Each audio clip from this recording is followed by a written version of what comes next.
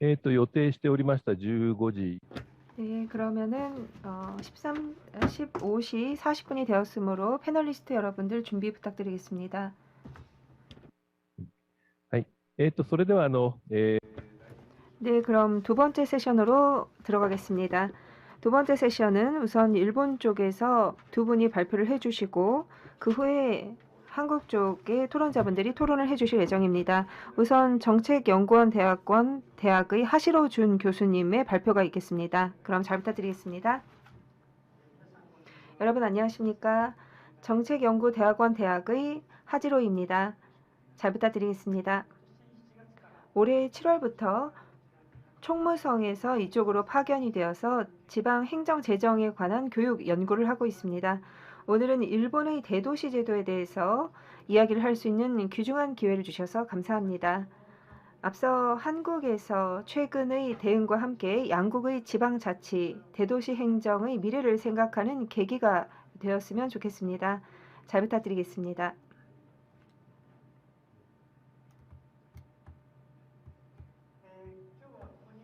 네, 오늘은 여기 적힌 것처럼 우선 첫 번째로 대도시와 관련한 일본의 기대와 과제, 그리고 두 번째로 일본의 지자체의 개요, 그리고 광역 자치단체 레벨과 관련된 대도시 제도, 세 번째로 도쿄도, 최근의 논의와도 관련 있는 도구 제도를 간단히 소개해드리고 4번에서 오사카 도구상도 소개를 드리겠습니다. 그리고 5번에서 기초자치단체 레벨인 대도시 제도나 복수 자치단체 연계를 통한 연계 중추 도시권에 대해서 말씀드리고 한국의 광역시와 비슷할 수도 있겠습니다만 특별시 구상을 소개드리겠습니다. 그리고 마지막으로 대도시 제도에 관한 논점을 제시하겠습니다. 네, 그럼 오늘 발표를 시작하도록 하겠습니다. 우선 처음으로 대도시에 대한 기대와 과제입니다. 대도시에 대해서는 한 개의 자치단체가 아니라 국가 전체의 모습에도 영향을 미치는 것으로 여러 가지 기대나 과제가 있습니다. 일본의 지방제도의 근본적인 논의를 하는 지방제도 조사회에서는 대도시 제도에 대해서 논의를 한 2013년도 답신에서 인구 감소 상황에서도 대도시 등이 완수해야 할 역할은 앞으로 더욱더 증가할 것이다. 안심하고 안전한 생활 공간을 형성함으로써 제3차 산업을 중심으로 경제를 견인해 나가는 것이 기대된다. 또 대도시 등의 모습에 대한 재검토는 기초자치단체 자체나 광역자치단체의 모습에도 크게 영향을 미친다고 하였습니다. 또 최근 다시 오미크론 바이러스로 인해서 한일 양국의 코로나 상황을 좀처럼 전망하기 어려운 상황인데요. 이런 코로나 상황 속에서 일본에서는 이제까지 의료 제공 체제, 감염증 대응을 돌아보면서 국가, 지방, 특히 정령시를 포함한 대도시권에서 국가와 지방 간의 관계 중요성이 다시 한번 인식이 되면서 그 존재 방법에 대해서 검토를 하고 있습니다. 여기서는 일본의 대도시를 개괄해 보겠습니다. 1평방킬로미터당 4,000명 이상의 인구 집중지구를 나타낸 이 지도에는 정령시와 도쿄도 또 오사카부를 들고 있습니다. 도쿄도를 중심으로 한 도쿄권은 서울과 함께 여러 가지 관점에서 집중이 가속화되고 있는 대도시권입니다. 오사카부는 인구 제2의 도도부현 광역자치단체이고 정령시인 오사카시도 있습니다. 또 정령지정도시는 북쪽은 삿포로시에서 남쪽은 구마모토시까지 20개의 정령지정도시가 일본 열도를 따라서 편제되어 있고 도쿄권에서는 요코하마, 가와사키, 사이타마, 치바, 사가미하라의 5개 정령시, 간사이권에서는 오사카, 코베, 교토, 사카이 4개의 정령시가 집중되어 있습니다.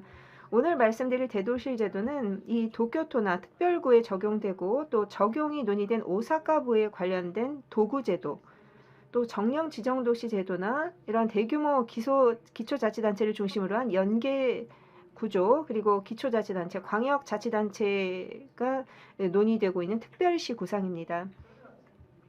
그럼 다음으로 일본의 지방 공공단체의 체계를 간단하게 살펴보겠습니다.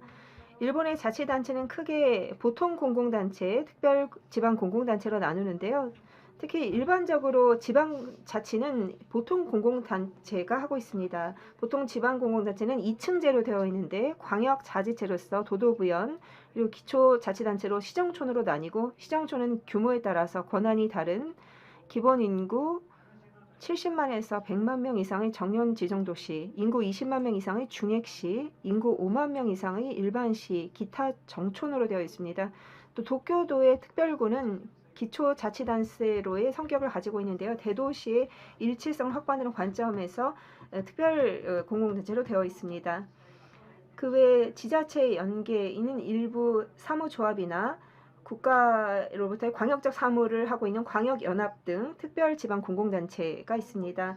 이런 광역지자체인 도도부현, 기초자치단체에서도 대도시인 정령지정도시의 규모는 인구로 보면 도쿄도가 1,400만, 오사카부가 900만, 정령시는 최대가 요코하마시 400만에서 시즈오카시 70만까지, 특별구를 보면 세타가야구가 90만, 치요다구가 6만 정도의 규모입니다.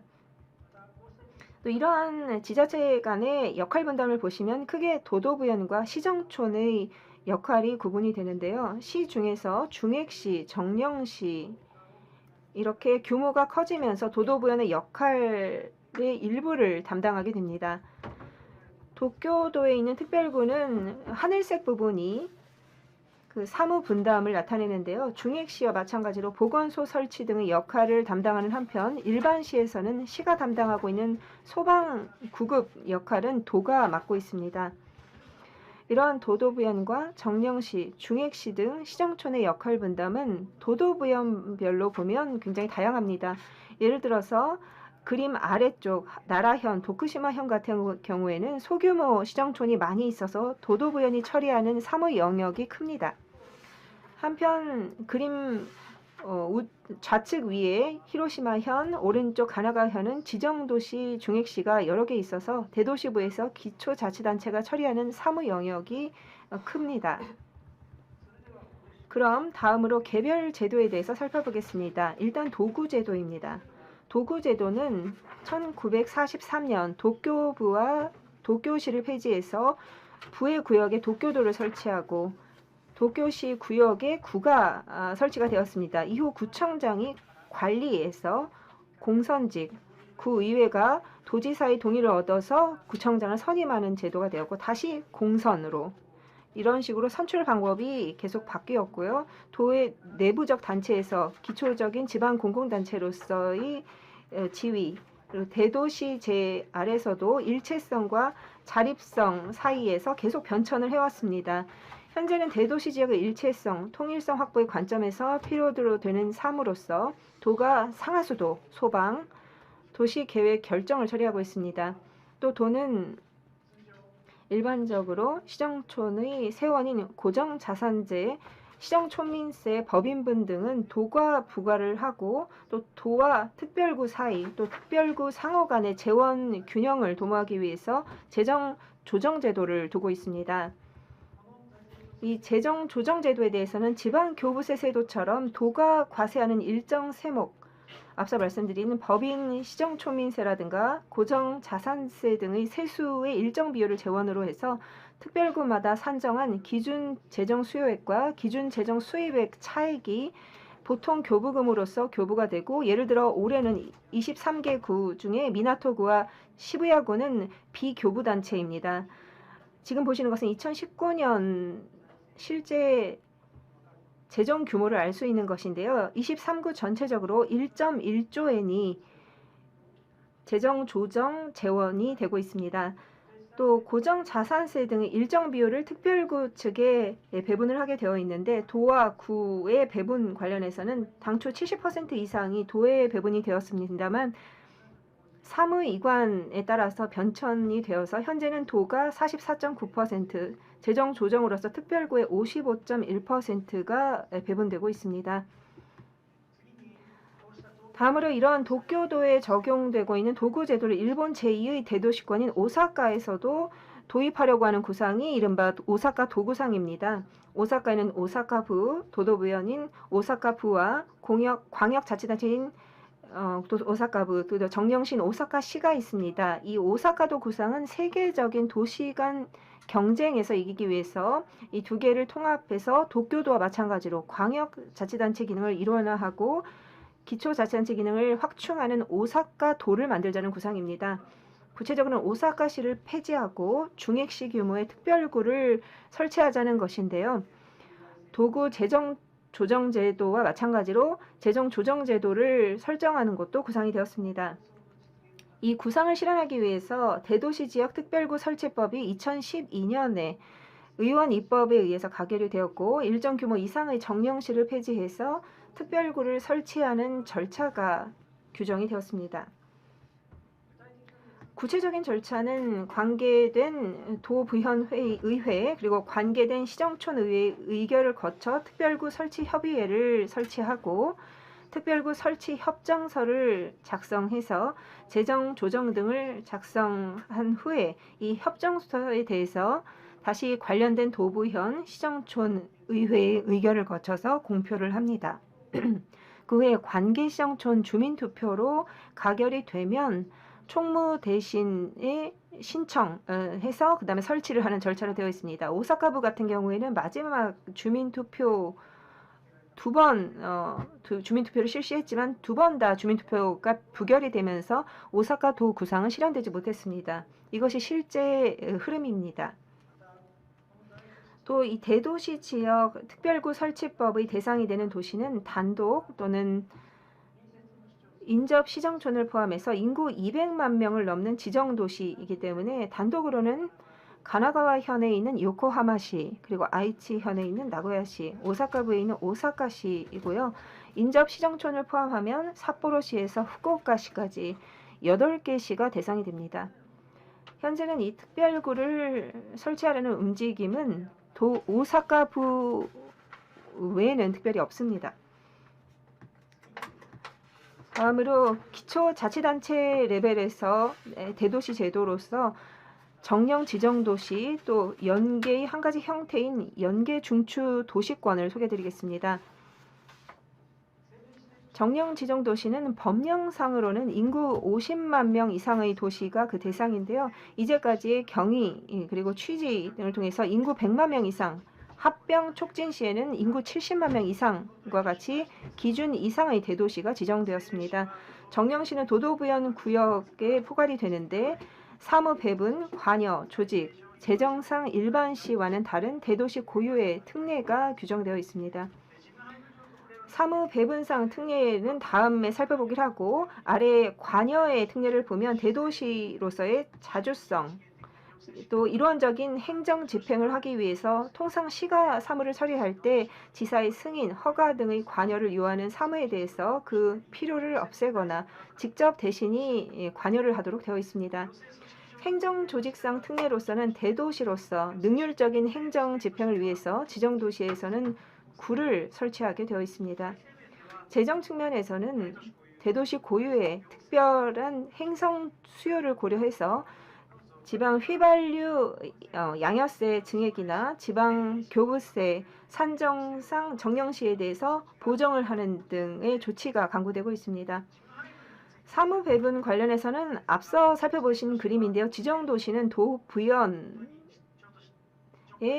그 아래에 있는데 이 높이 수준까지 아동상담소를 설치하거나 초등학교, 중학교의 편성 기준이라든가 교직원 정수 결정, 그리고 현비 부담 교직원의 임면, 급여 결정 부담까지 일반적인 도도부연 사무가 정령시의 것으로 되고 지정 구간 외에 국도, 현도, 1급, 2급 하천 관리, 그리고 마을 만들기에 관해서도 각종 권한이 정령시에게 부여됩니다. 당연히 보건소 설치 등 중액시까지 하는 사무도 전부 정령시가 실시하게 됩니다. 2013년에 지방제도 조사회는 대도시 제도에 대해서 심의 답신을 했는데요. 도도부연과 정령 지정도시 간의 이중행정을 해소하는 부분과 관련해서 양측이 찬성하는 31개 사무를 이양하고 실적 있는 21개 사무를 합쳐서 중복을 제외하고 35개 사무를 이양하는 것, 또 도도부연과 그 지정도시 사이에서 사무 조정을 하는 협의회 설치나 조정 제도를 필요로 하는 것, 그리고 사무 이양에 관한 세원 이양 등을 포함한 재정 조치 검토, 또 특히 인구가 많은 도시에서 도시 내 분권에 따른 주민자치 강화, 예를 들어서 구의 역할, 구청장 권한 강화, 또 구청장을 시정이 의회 동의를 얻어서 선임하는 특별직으로 하거나 아니면 시의회 내 구마다 상임위원회를 설치하는 것, 또 구 단위로 교육위원회 사무국을 설치하는 것 등의 내용을 답신하였습니다. 또 기초자치단체의 행정서비스 제공체제에 대해서도 답신을 하였는데요. 총론으로는 시정촌이 여러 가지 방법에서 선택을 할 수 있도록 하는 것을 기본으로 하면서 새로운 광역 연계로서 지방권에서 정령시, 중액시, 특례시와 같은 중추가 되는 지방 중추 거점 도시 등을 중심으로 한 시정촌 간의 광역 연계, 3대 도시권에서도 도시 간에서의 수평 상호 보완이라든가 쌍무적인 역할 분담을 통한 광역 연계, 또 지방부에서는 시정촌 간에서 협력이 어려울 경우에는 도도부연이 보완을 하는 등의 선택지를 제시하였습니다. 이러한 답신 내용을 토대로 제도를 재검토하고 있는데 지정도시 제도 같은 경우에는 앞서 현이 부담하는 정령시의 교직원 정수 결정이라든가 급여 부담이 정령시에 이양이 되었고 이에 따른 세원 확보로서 세원이 이양되었습니다. 또 개인 주민세, 소득세의 2%가 정령시에 이양되었습니다. 또 도도부연으로서 협의 조정을 하는 장치로서 지정도시 도도부연 조정회의가 마련되었고 총무 대신에 대한 권고 제도도 마련되었습니다. 또 구의 사무소의 사무 배분을 조례로 정하는 것, 또 구로 바꿔서 종합구에서 의회 동의를 거쳐서 선임되는 종합구청장을 줄 수 있도록 되었습니다. 개별적인 사무 권한에 대해서도 일반적으로 현이 부담하는 시정촌립 초등학교, 중학교의 교직원 급여 부담이나 정수 결정, 그리고 학급 편성 기준 결정이 정령시에 이양되는 등 29개 항목이 이양이 되었습니다. 한편 광역 연계의 새로운 형태로서 상당한 규모의 중추성을 가진 지방권에서 주야 간 인구 비율이 대략 1 이상인 지정도시나 중액시가 사회 경제적으로 일체성을 가지는 시정촌과 함께 형성하는 도시권을 연계 중추 도시권이라고 해서 권역의 경제 성장을 견인하고 도시 기능을 직접 강화하며 권역의 생활 관련 서비스 향상시키는 것을 목적으로 해서 연계 협력을 관계 시정촌이 주고받으면서 그 도입을 지방교부세 조치로 지원하면서 전국적으로 전개를 하려고 하고 있습니다. 현재 36개 시가 연계 중추 도시로서 325개의 시정촌이 연계가 되어 있고요. 34개의 권역을 형성하고 있습니다. 정령 지정도시도 7개 중추 도시로서 대응을 하고 있습니다. 이제까지는 이미 도입되어 있는 대도시 제도에 대해서 말씀을 드렸는데요. 다음으로 특별시 구상에 대해서 소개드리겠습니다. 특별시는 현재 정령시에 해당하는 대도시를 도도부연 구역의 밖에 두고 그 시구역의 도도부연 사무 권한, 재원을 전부 다 하게 하는 1층제, 단층제의 자치단체가 됩니다.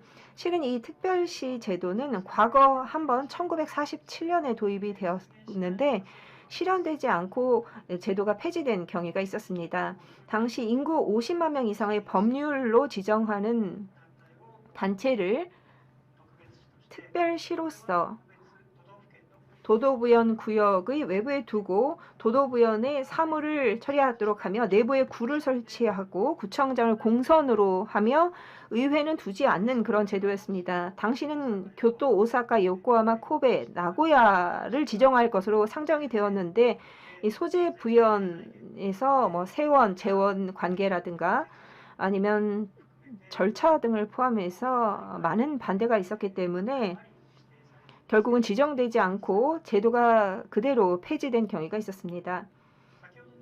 앞서 2013년 지방제도조사회는 대도시의 나아갈 방향에 대해서 논의를 했는데 함께 특별시에 대해서도 논의를 하고 정령시와 도도부연의 이중행정을 해소한다라는 의의에서 특별시의 의의를 인정하였습니다. 또 대도시가 앞으로 일본 전체의 경제 발전을 뒷받침하기 위해서 일원적인 행정 권한을 보유한다는 점에서 정책 선택의 자유도가 높아진다는 의의를 인정하였습니다. 한편 이러한 행정제도 도입을 하는 데 있어서 검토 과제도 제시를 했는데요. 단층제의 자치제가 되기 때문에 구가 2층제까지는 가지 않더라도 현행 상태의 구가 아니라 과거의 특별시와 마찬가지로 공선제의 구청장과 같은 주민을 대표하는 어떤 성격을 가진 구가 필요하지 않는가, 주민자치 관점에서 이런 논의가 있었고, 또 도도부연의 사무로서 경찰 사무가 이관이 되는데 그럴 경우에 광역범죄에 대한 대응이 충분히 잘 안 되는 것이 아니냐 하는 우려가 있었습니다. 또 모든 정령시를 특별시 대상으로 하게 되면 현재 20개의 정령시가 있는데 일정 규모 요건이 필요하지 않을까라는 과제가 제시가 되었습니다. 결론을 말씀드리면 도도부연에서 정령시로 앞서 말씀드린 그런 권한들을 이양하고 특별시 제도에 대해서는 계속해서 과제를 검토하기로 하였습니다. 오사카 도 구상, 특별시 구상에 대해서 소개를 드렸는데요. 현재는 현행 지정도시를 도도부연과 일원적으로 볼 것인가, 아니면 시와 함께 일원화할 것인가, 이 두 가지 방향으로 나누어진 구상이 되었습니다. 그래서 각각 주민자치의 관점에서 어떻게 대응할 것인가, 그리고 오사카부 고상 같은 경우에는 재정조정제도 도입이라든가 배분, 그리고 특별시에 대해서도 현과의 재정조정, 그 관계에 대해서 어떻게 생각을 해야 할 것인가 같은 과제가 남을 것 같습니다. 마지막 논점인데요. 원래 모두에서 말씀드린 것처럼 현재 코로나 상황입니다. 각각의 국가가 관련이 되는 굉장히 공통적인 과제, 큰 과제 어떻게 대응을 할 것인가, 그리고 앞으로 국가와 도시, 지방의 역할의 재검토, 애초에 역할 자체를 재검토해서 이 문제 대처를 할 것인가, 그리고 제도의 운영, 행정의 운영 자체의 과제가 있었던 것인가. 특히 코로나 같은 경우에는 대도시에 많은 문제를 대두시켰습니다. 그래서 이런 논의를 토대로 해서 대도시 나아갈 방향성, 그리고 한국의 논의도 있겠습니다만 도시 간 경쟁에 대한 대응의 필요성, 그런 관점에서 대도시의 역할, 그리고 주민 대표 기능과 같은 주민 자치의 관점, 그리고 도도부연과 광역자치단체, 기초자치단체 사이에서의 사무분담 재검토, 또 도도부현, 광역자치단체, 기초자치단체 관계에서 본다면 도도부현에서 내부 보조적인 관점 고려, 앞서 경기도 사례가 나왔습니다만 재정 격차의 문제가 있었습니다. 이런 문제와 좀 중첩된 문제라고 보시면 되겠습니다. 이러한 점들이 주요 논점으로 나오고 있습니다. 그래서 마지막에 논점을 정리했습니다. 네, 이상으로 제 발표를 마치도록 하겠습니다. 감사합니다.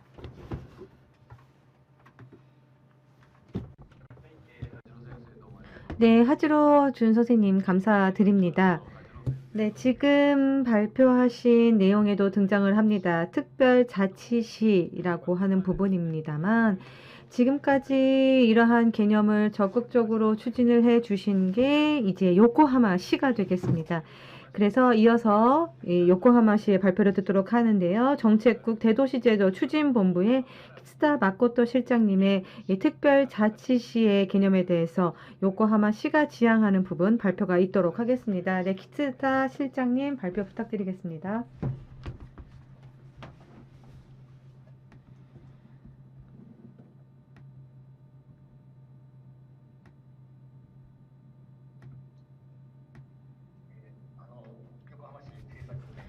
네, 요코하마 정책국의 키츠다라고 합니다. 오늘 잘 부탁드리도록 하겠습니다. 오늘 한일 지역정책연구회에 저를 초대해 주신 점 다시 한번 감사 말씀드리겠습니다.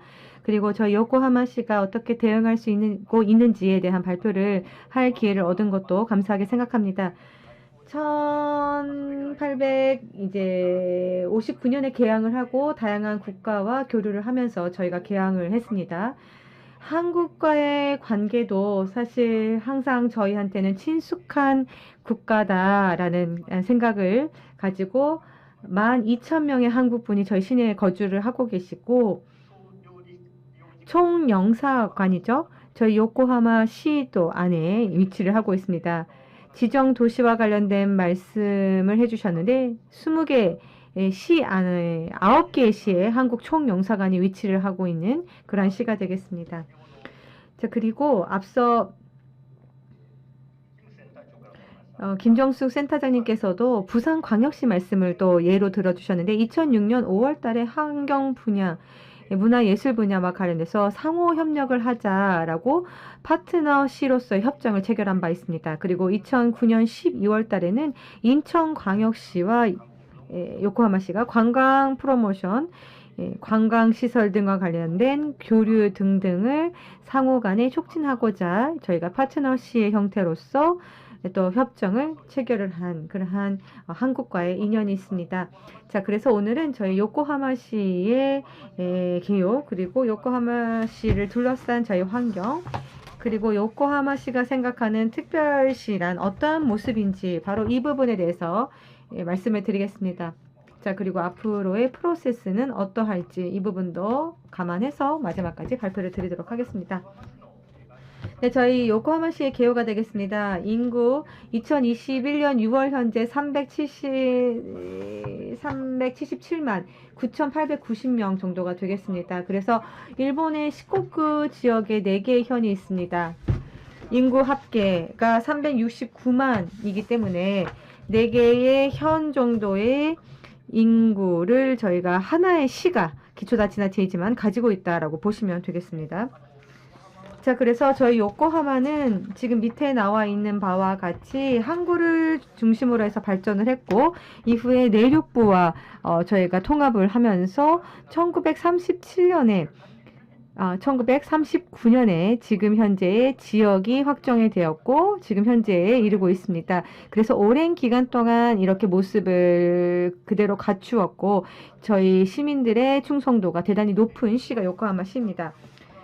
자, 요코하마시를 둘러싼 현황을 보시면 요코하마 이제 전체를 물론 다 보셔야 될 부분과 일맥상통합니다만은 이렇게 인구 감소 사회이기 때문에 계속해서 매일매일 추진이 될 겁니다. 요코하마는 인구가 많기 때문에 그 볼륨감이라고 하는 측면에서 봤을 때는 대단히 인구 감소가 심각한 문제로 도래를 할 것이다 라고 생각을 합니다. 그리고 세수입을 보시면 자연 수입분과 요코하마시의 사회 보장비, 이것도 장기 재정 추계를 작년과 올해에 작성을 해서 통계를 냈는데, 이것을 보더라도 세수와 같은 경우에는 지금 현재 2021년부터 2065년을 향해서 한 1,390억 엔 정도 감소, 사회보장비는 반대로 6,471억 엔에서 최대 2,320억 엔 정도 증가를 할 것이다 라고 하는 상황이 지금 있습니다. 자, 그리고 공공시설의 보전, 갱신 수요가 지금 증대되고 있는데 이것 또한 저희한테는 큰 과제가 되고 있습니다. 1960년대 그리고 1970년대에 많은 그런 공공시설, 이런 도로, 하수도 이러한 부분이 한꺼번에 저희가 인구를 흡수했기 때문에 또 급속하게 정비를 하는 그러한 시기가 있었습니다. 아마 이게 앞으로는 보전 비용으로서 더욱더 폭발을 할 것이고 수요가 증대될 것이다 라고 예상을 하고 있는 상황입니다. 이 공공시설 등과 관련된 보전 금액인데요. 2000년 추계로 봤을 때 한 5조 엔 규모의 정비 비용이 필요하다라는 2020년 총액으로 봤을 때 2.5조 엔이 필요하다라는 계산이 나오고 있습니다.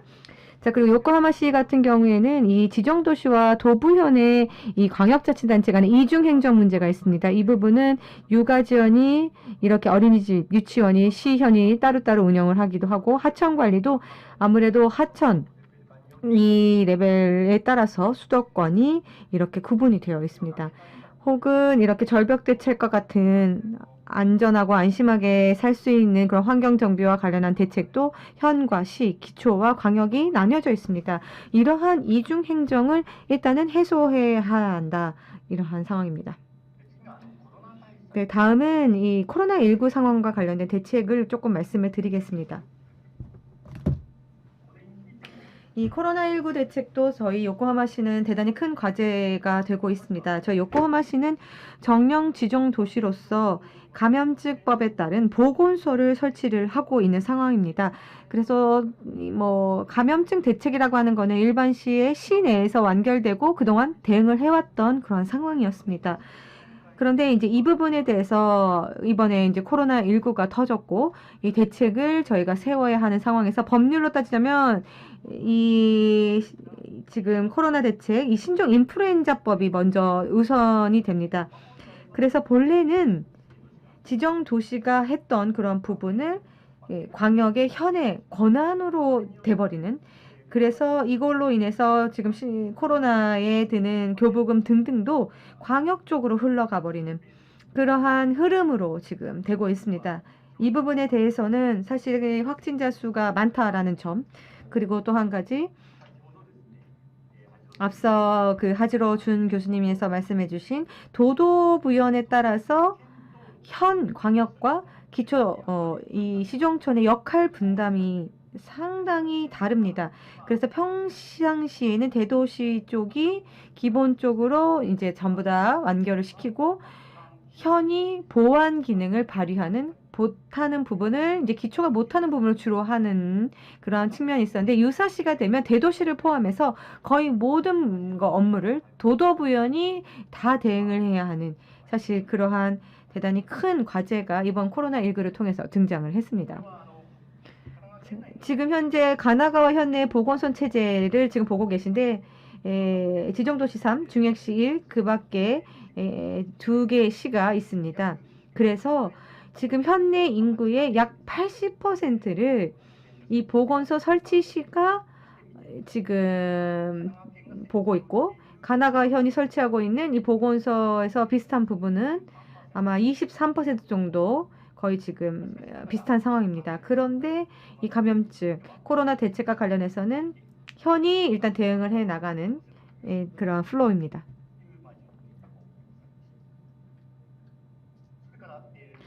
자, 그리고 또 하나 이 세제상의 과제가 또 있습니다. 이 지정도시 같은 경우에는 지금 국가 쪽으로 저희가 요청을 하고 있는 그런 부분이 되겠습니다만은, 이 도부현행과는 조금 달리 대도시 특별사무에 관한 부분이 있습니다. 보건소, 뭐 이런 토목사무 관리 등등을 하고 있는 부분에 있어서 세제상의 조치가 지금 되어 있지 않습니다. 이게 이제 기본 교부제 재정 물론 시스템도 있습니다만은 세제로서의 이 조치라고 하는 부분이 지금 없습니다. 이러한 과제가 또 부상을 했고요. 자, 이러한 문제점이 있는 가운데 특별자치시가 도대체 왜 필요한지, 이거는 대도시가 맡아야 할 역할 중에 권역 활성화와 연계 강화, 사실 어떻게 보면 일본 전체의 성장을 견인을 해 나간다. 그러한 역할을 일단 가지고 있습니다. 그래서 이를 위해서는 종합력과 현장력이 있어야 되는데, 이를 시책 점거를 대도시가 맡음으로써 이러한 두 부분을 확실하게 대응을 해 나갈 수 있지 않을까라고 생각을 하는 거고요. 자, 그리고 앞서 또 말씀은 있었습니다만은 지방자치단체의 다양성이 어떻게 보면 지금 대단히 현저하게 드러나고 있습니다. 그래서 일본 국내의 그 블록별로 기초자치단체들의 인구가 많은 부분 혹은 뭐 적은 부분, 그러한 시종촌 기초자치단체가 정말 그 형태 다양해지고 있는 그런 상황이 있습니다. 지금 19구 간도를 비교를 하고 있고요. 그 비율을 한번 비교를 해보고 있는 건데, 자, 보시면 되겠고요. 이건 앞서 말씀이 있었던 그 시종촌의 사무 영역과 도도부연의 사무 분담 어떻게 하고 있는지를 그래프로 나타내 보았습니다.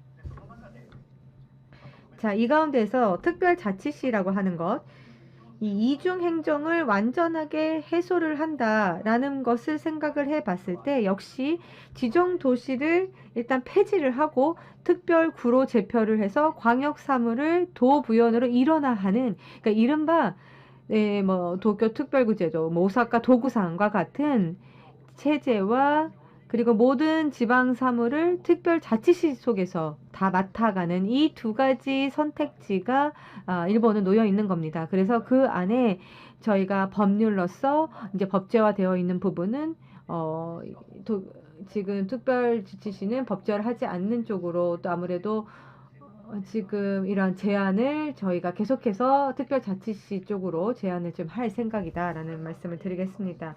자, 그래서 요코하마시의 대도시 제도의 그동안의 경과 발자취를 보시면 오래 전으로 거슬러 오면 6대 도시 행정 감동 특례라고 하는 법률이 1922년에 정부 쪽에서 있었습니다. 도쿄, 요코하마, 나고야, 교토, 오사카, 코베 이 6대 도시 쪽에 적용이 되는 그런 부분이었습니다. 이거를 기점으로 이 6대 도시에서 대도시 제도를 창설을 하는 부분, 이 부분에 대한 논의가 있었습니다. 이게 기점이고요.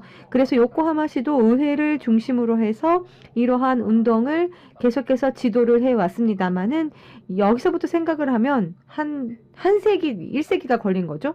그래서 지금 현재 다다르고 있다. 이러한 과정을 밟았습니다. 자, 그래서 저희 요코하마시가 생각하고 있는 특별자치시 제도의 골자를 보시면은 먼저 사무 권한에 대해서는 원칙적으로 가나가와현이 요코하마시 안에서 하고 있는 사무, 그리고 현재 요코하마시가 담당하고 있는 사무가 있습니다. 그래서 이거를 전부 다 처리를 한다라는 겁니다. 그리고 세제 재정제도와 관련해서는 원칙적으로는 시 영내 지방세를 전부 다 부가 징수한다라는 것이고, 광역 연계 부분에 있어서는 현 혹은 근린 시정청 기초자치단체와 수평정 대등한 연계 협력 관계를 유지 강화한다라는 겁니다. 특별자치시가 법률상 일본에는 없는 거고 이 제도의 근간 자체가 일본 법률에서 결정이 된 바 없기 때문에 사실 이 부분을 어떠한 시스템으로 할 것인지, 그리고 정해져도 변경이 있을 수 있지만 저희는 이러한 이미지를 지금 그리고 있습니다. 자, 그리고 이게 저희가 한번 그려본 건데 현과의 관계는 수평 그리면서 연계를 해 나가는 그런 패턴, 그리고 기본적으로 국가와 요코하마시 안에서 사무가 이렇게 전부 다 해결이 되는 그런 시스템을 구상을 하고 있습니다. 자, 당연한 말씀이지만 재원과 관련해서도 말씀을 드리며 세 재정을 지금 시정촌세에서 특별자치시 쪽으로 이거를 역할로서 업무 자체에 이렇게 이양을 하고 그에 맞는 변경이 필요하다라는 부분이고요. 자, 그리고 현과 인근 시정촌 기초자치단체와 협력을 하면서 행정 운영을 하는 부분은 당연한 말씀입니다. 단체로서의 이 제도가 요코하마 특별자치시가 돼도 마찬가지입니다. 그래서 현행 제조의 이 틀에서도 9개 도현시 정상회의가 지금 나오는데 그 칸사이 광연연계의 말씀이 나왔습니다. 그래서 이 9개 도현시 정상회의는 어떻게 보면 임의적인 협의회의 성격을 든 그런 역할인데 연 2회 정도 각각의 수도권의 지사님들 그리고 정례 도시로 지정된 시장님이 참여를 하십니다. 이 시장 간의 많은 큰 그런 방향성에 대해서 과제를 정하고 추진을 해 나가는 그런 회의들이 있습니다. 그러니까 어떠한 의미에서는 이렇게 기능을 해 나가는 물론 부분도 있겠지만 이 강제성은 전혀 없습니다. 그래서 여기서의 임의적인 협력, 이 부분에 조금 그치는 그런 측면도 있습니다. 자, 그리고 요코하마시는 인접해 있는 7개의 시와 함께 8개 시 연계 시장회의를 저희가 또 만들고 있습니다. 그래서 지속적으로 요코하마시가 사무국을 맡고 사무 수준에서 회의체와 그리고 시장 레벨에서의 회의체를 저희 요코하마가 사무국을 맡으면서 추진을 하고 있습니다. 이 부분은 가나가와 현에서 그리고 도쿄도의 세타시도 옆에 인접해 있기 때문에 이러한 멤버로 함께 참가를 하고 있다라고 말씀을 드리겠습니다. 그리고 도서관의 상호 이용, 관광 지도의 공동 제작 등등을 함께 하고 있는 상황입니다. 자, 다음은 특별자치시 제도의 주민자치의 구조라고 하는 이 부분을 말씀을 드리면 시구라고 하는 이층 구조를 기본으로 하면서도 현행 행정구대로 두는 것이 아니라 주민자치를 제도적으로 강화하는 행정구로 만들어 간다라는 겁니다. 그래서 법인격을 갖지 않는 구로 하는 건데 한편으로 대도시 지역 특별구 설치법에 따라서 특별구를 설치를 해 나가는 것에 대해서는 요코하마시의 강점인 이 대도시의 일체성을 일단 상실하게 만드는 그러한 이유가 있기 때문에 요코시는 의회와 함께 특별구의 설치를 목표로 하지 않는다. 이런 의사결정을 내린 바 있습니다. 자, 그리고 다음은 구의 주민자치의 강화라고 해서 주민대표 기능의 강화를 어떻게 생각을 해 나갈 것인가 라고 하는 부분입니다. 저 요코하마시는 지금 현재의 선거 제도가 있죠. 새롭게 선출되는 의원, 이게 행정구 단위에서 선거구가 되고 있습니다. 그래서 이거를 잘 활용을 해 나간다라는 형태가 좋다라고 판단을 해서 즉 행정구의 구민의 민주적 정당성을 지닌 분들께서 구의 행정을 확실하게 체크를 해 나간다. 이러한 시스템을 실현해 나가는 것이 좋다라는 판단입니다. 그리고 이 구청장과 같은 경우에는 당연한 말씀이지만 민주적인 체크라고 하는 시점에서도 이 의회의 동의를 필요로 하는 특별시로 만들어 간다라는 게 가장 필요한 부분입니다.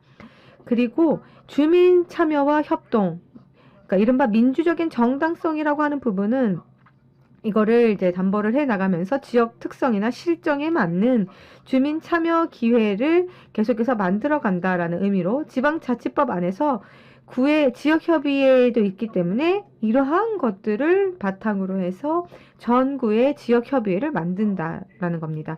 그리고 이와 더불어 지금 요코하마시 안에서도 각 구별로 지역 플랫폼의 내실화를 해 나가자라는 이야기가 나오고 있습니다. 구보다 조금 더 좁은 협의, 지역의 레벨에서 플랫폼이 있을 것이다. 그래서 이 지역의 필요에 따라서 정비를 하고 그리고 지역 차원에서 이제 완결시킬 수 있는 부분은 지역 차원에서 생각을 하고 이거를 해결을 해 나간다. 바로 이런 시스템을 만들어 나가고 싶다라는 입장입니다. 자, 그리고 앞서 설명을 드린 것처럼 이러한 베이스들이 이러한 형태의 체크 기능으로 이제 작용을 할 것이다 라고 생각을 하고 있고요. 저 요코하마시는 지금 현행 제도 안에서 의회 기본 조례에 입각한 지금 구 정비추인 요코하마 시의회 의원회의가 1년에 4번 열립니다. 각 구의 자주 기획 사업 등등을 예산 단계, 집행, 계획 단계, 그리고 전년도 결산, 이듬해 예산 편성을 위한 개념, 예산안의 그러한 개념, 이걸 연 3회 각 구별로 또 시의회분들 다 모인 자리에서 구청장이 설명을 하고 구의 상황을 설명을 합니다. 그리고 협의를 하는 그러한 자리를 만들고 있습니다. 자, 그래서 공선직인 시장과 의원에 의한 의사결정 시스템을 어떤 형태로 만들어 나갈 것인지 지금 설명드린 것과 같이 특별자치시 안에서 어떻게 이제 주민 대표 기능을 강화를 하고 의사결정을 해 나갈 것인지 이미지를 그린 표가 되겠습니다.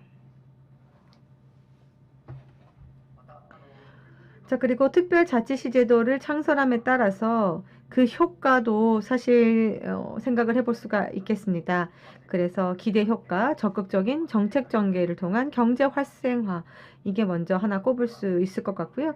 그리고 또 한 가지는 이중 행정의 해소를 통한 행정 서비스의 질 향상, 이 부분도 생각을 해볼 수가 있겠습니다. 그래서 아까 절벽 대책, 안전 대책이라고 말씀을 드렸는데 이 토사재해 부분, 최근에 일본에서는 빈번하게 발생하고 있기 때문에 이러한 부분을 빨리 해결을 해 나가고 싶다라는 생각입니다. 그리고 특별자치시로의 이행에 따른 효과, 이것도 지정도시 시장회에서 정리한 건데요. 각각의 지정도시 시민에 대한 서비스 향상의 메리트, 근린 시정촌에 대해서 권역 전체의 발전을 위한 활성화 혹은 도쿄 일북의 집중에 따른 사회 실현, 이걸 시정하고 전체 발전에 공헌을 하는 부분, 그리고 일본의 전체 발전을 견인하는 세계 대도시와의 경쟁을 가능하게 하는, 이건 각각의 도시가 경쟁한다라기보다는 국가가 성장 발전을 대도시라는 측면에서 어떻게 활용을 해 나갈 것인가, 이러한 시점과도 저는 관련이 있다라고 생각을 합니다. 자, 그러면 앞으로의 프로세스인데 현행 제도 안에서 아직까지 법제화가 되어 있지 않기 때문에 당연한 말씀이지만 현과의 협의, 그리고 지금 현행 구 행정의 강화, 현과 시정청과의 협의를 통해서 대응을 해야 합니다.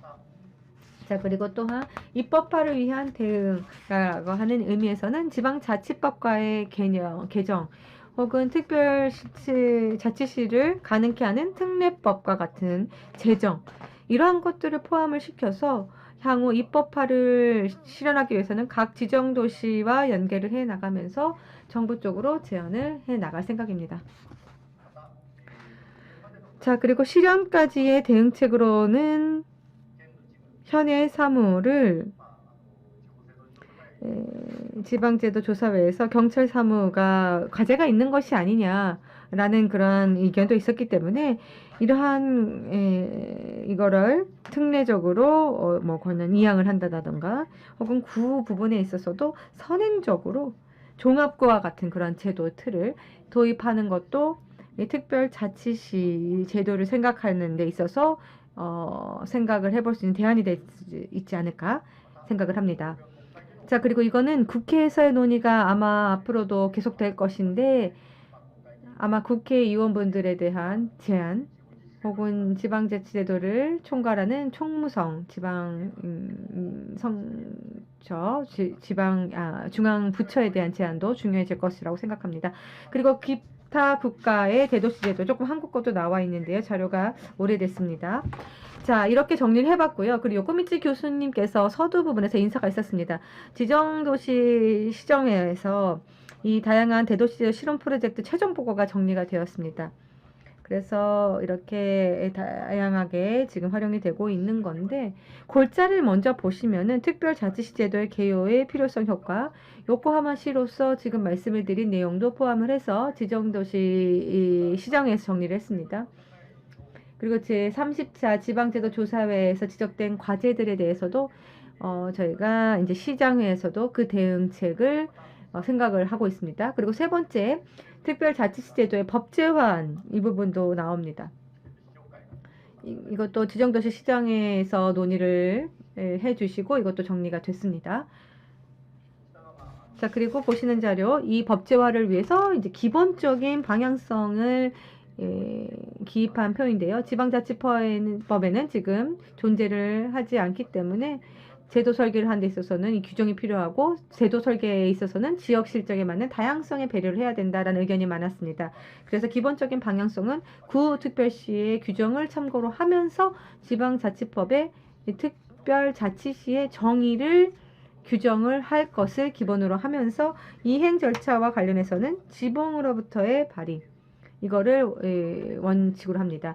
그 가운데 이 현행 법령과의 균형을 생각을 하면서 대도시 지역의 이 특별구 이러한 설치와 관련된 법률을 참고로 하면서 이행 절차는 별도로 법률로 규정하는 방법을 생각할 수 있습니다. 그리고 법적 지위를 보시면은 구 특별시와 마찬가지로 특별지방공공단체법으로 하고, 도도부형 구역 외로 하는 1층제의 자치단체, 그리고 구는 행정구로 생각을 해 나간다라는 겁니다. 자, 그리고 이행 절차와 관련해서는 지방자치단체법 제6조를 참고를 하면서 관계단체로부터 신청에 따라서 내각이 국회 승인을 거쳐서 정한다.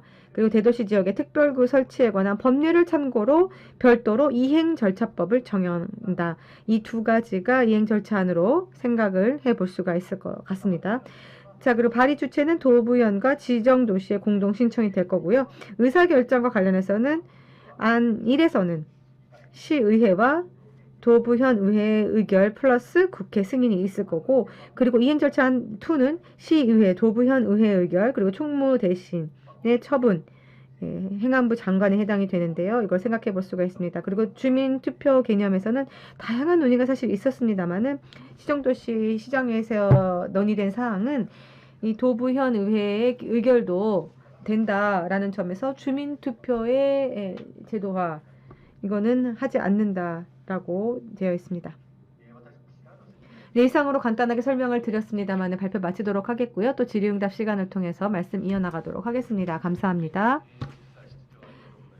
네, 기치다 실장님 감사합니다. 자, 그러면 1번 측 두 분의 발표를 저희가 들었습니다. 하지로 선생님으로부터는 일본의 대도시와 관련된 제도의 다양한 제도, 큰 틀에 대해서 폭넓게 발표를 해 주셨고, 그리고 마지막 부분에 논점 부분에서 정리를 해 주셨습니다. 다면적으로, 다각적인 시점에서 저희가 토론을 해야 할 부분에 대해서도 크게 정리를 해 주셨습니다. 자, 그리고 키치다 이어서 실장님께서 요코하마시 발표가 있었는데 일본에서는 가장 인구가 많은 시입니다. 그래서 이 요코하마시의 특별자치시라고 하는 새로운 제도에 대해서 설계라던가 도입을 위한 프로세스와 관련해서도 대단히 구체적으로 그리고 상세한 내용으로 발표를 해 주셨습니다. 자, 이렇게 두 분 발표를 해 주셨는데 최근에 이 코로나19 감염증이 확대가 되면서 광역자치단체 그리고 기초자치단체 안에서 어떻게 역할 분담을 해 나갈 것인가, 각각의 입장이 어떠한가, 이러한 관점들도 전부 다 포함되어 있었던 그런 발표가 있었습니다. 자, 그러면 이렇게 두 분의 발표를 받았는데요. 한국의 토론자 선생님들 두 분으로부터 질의응답을 받도록 하겠습니다.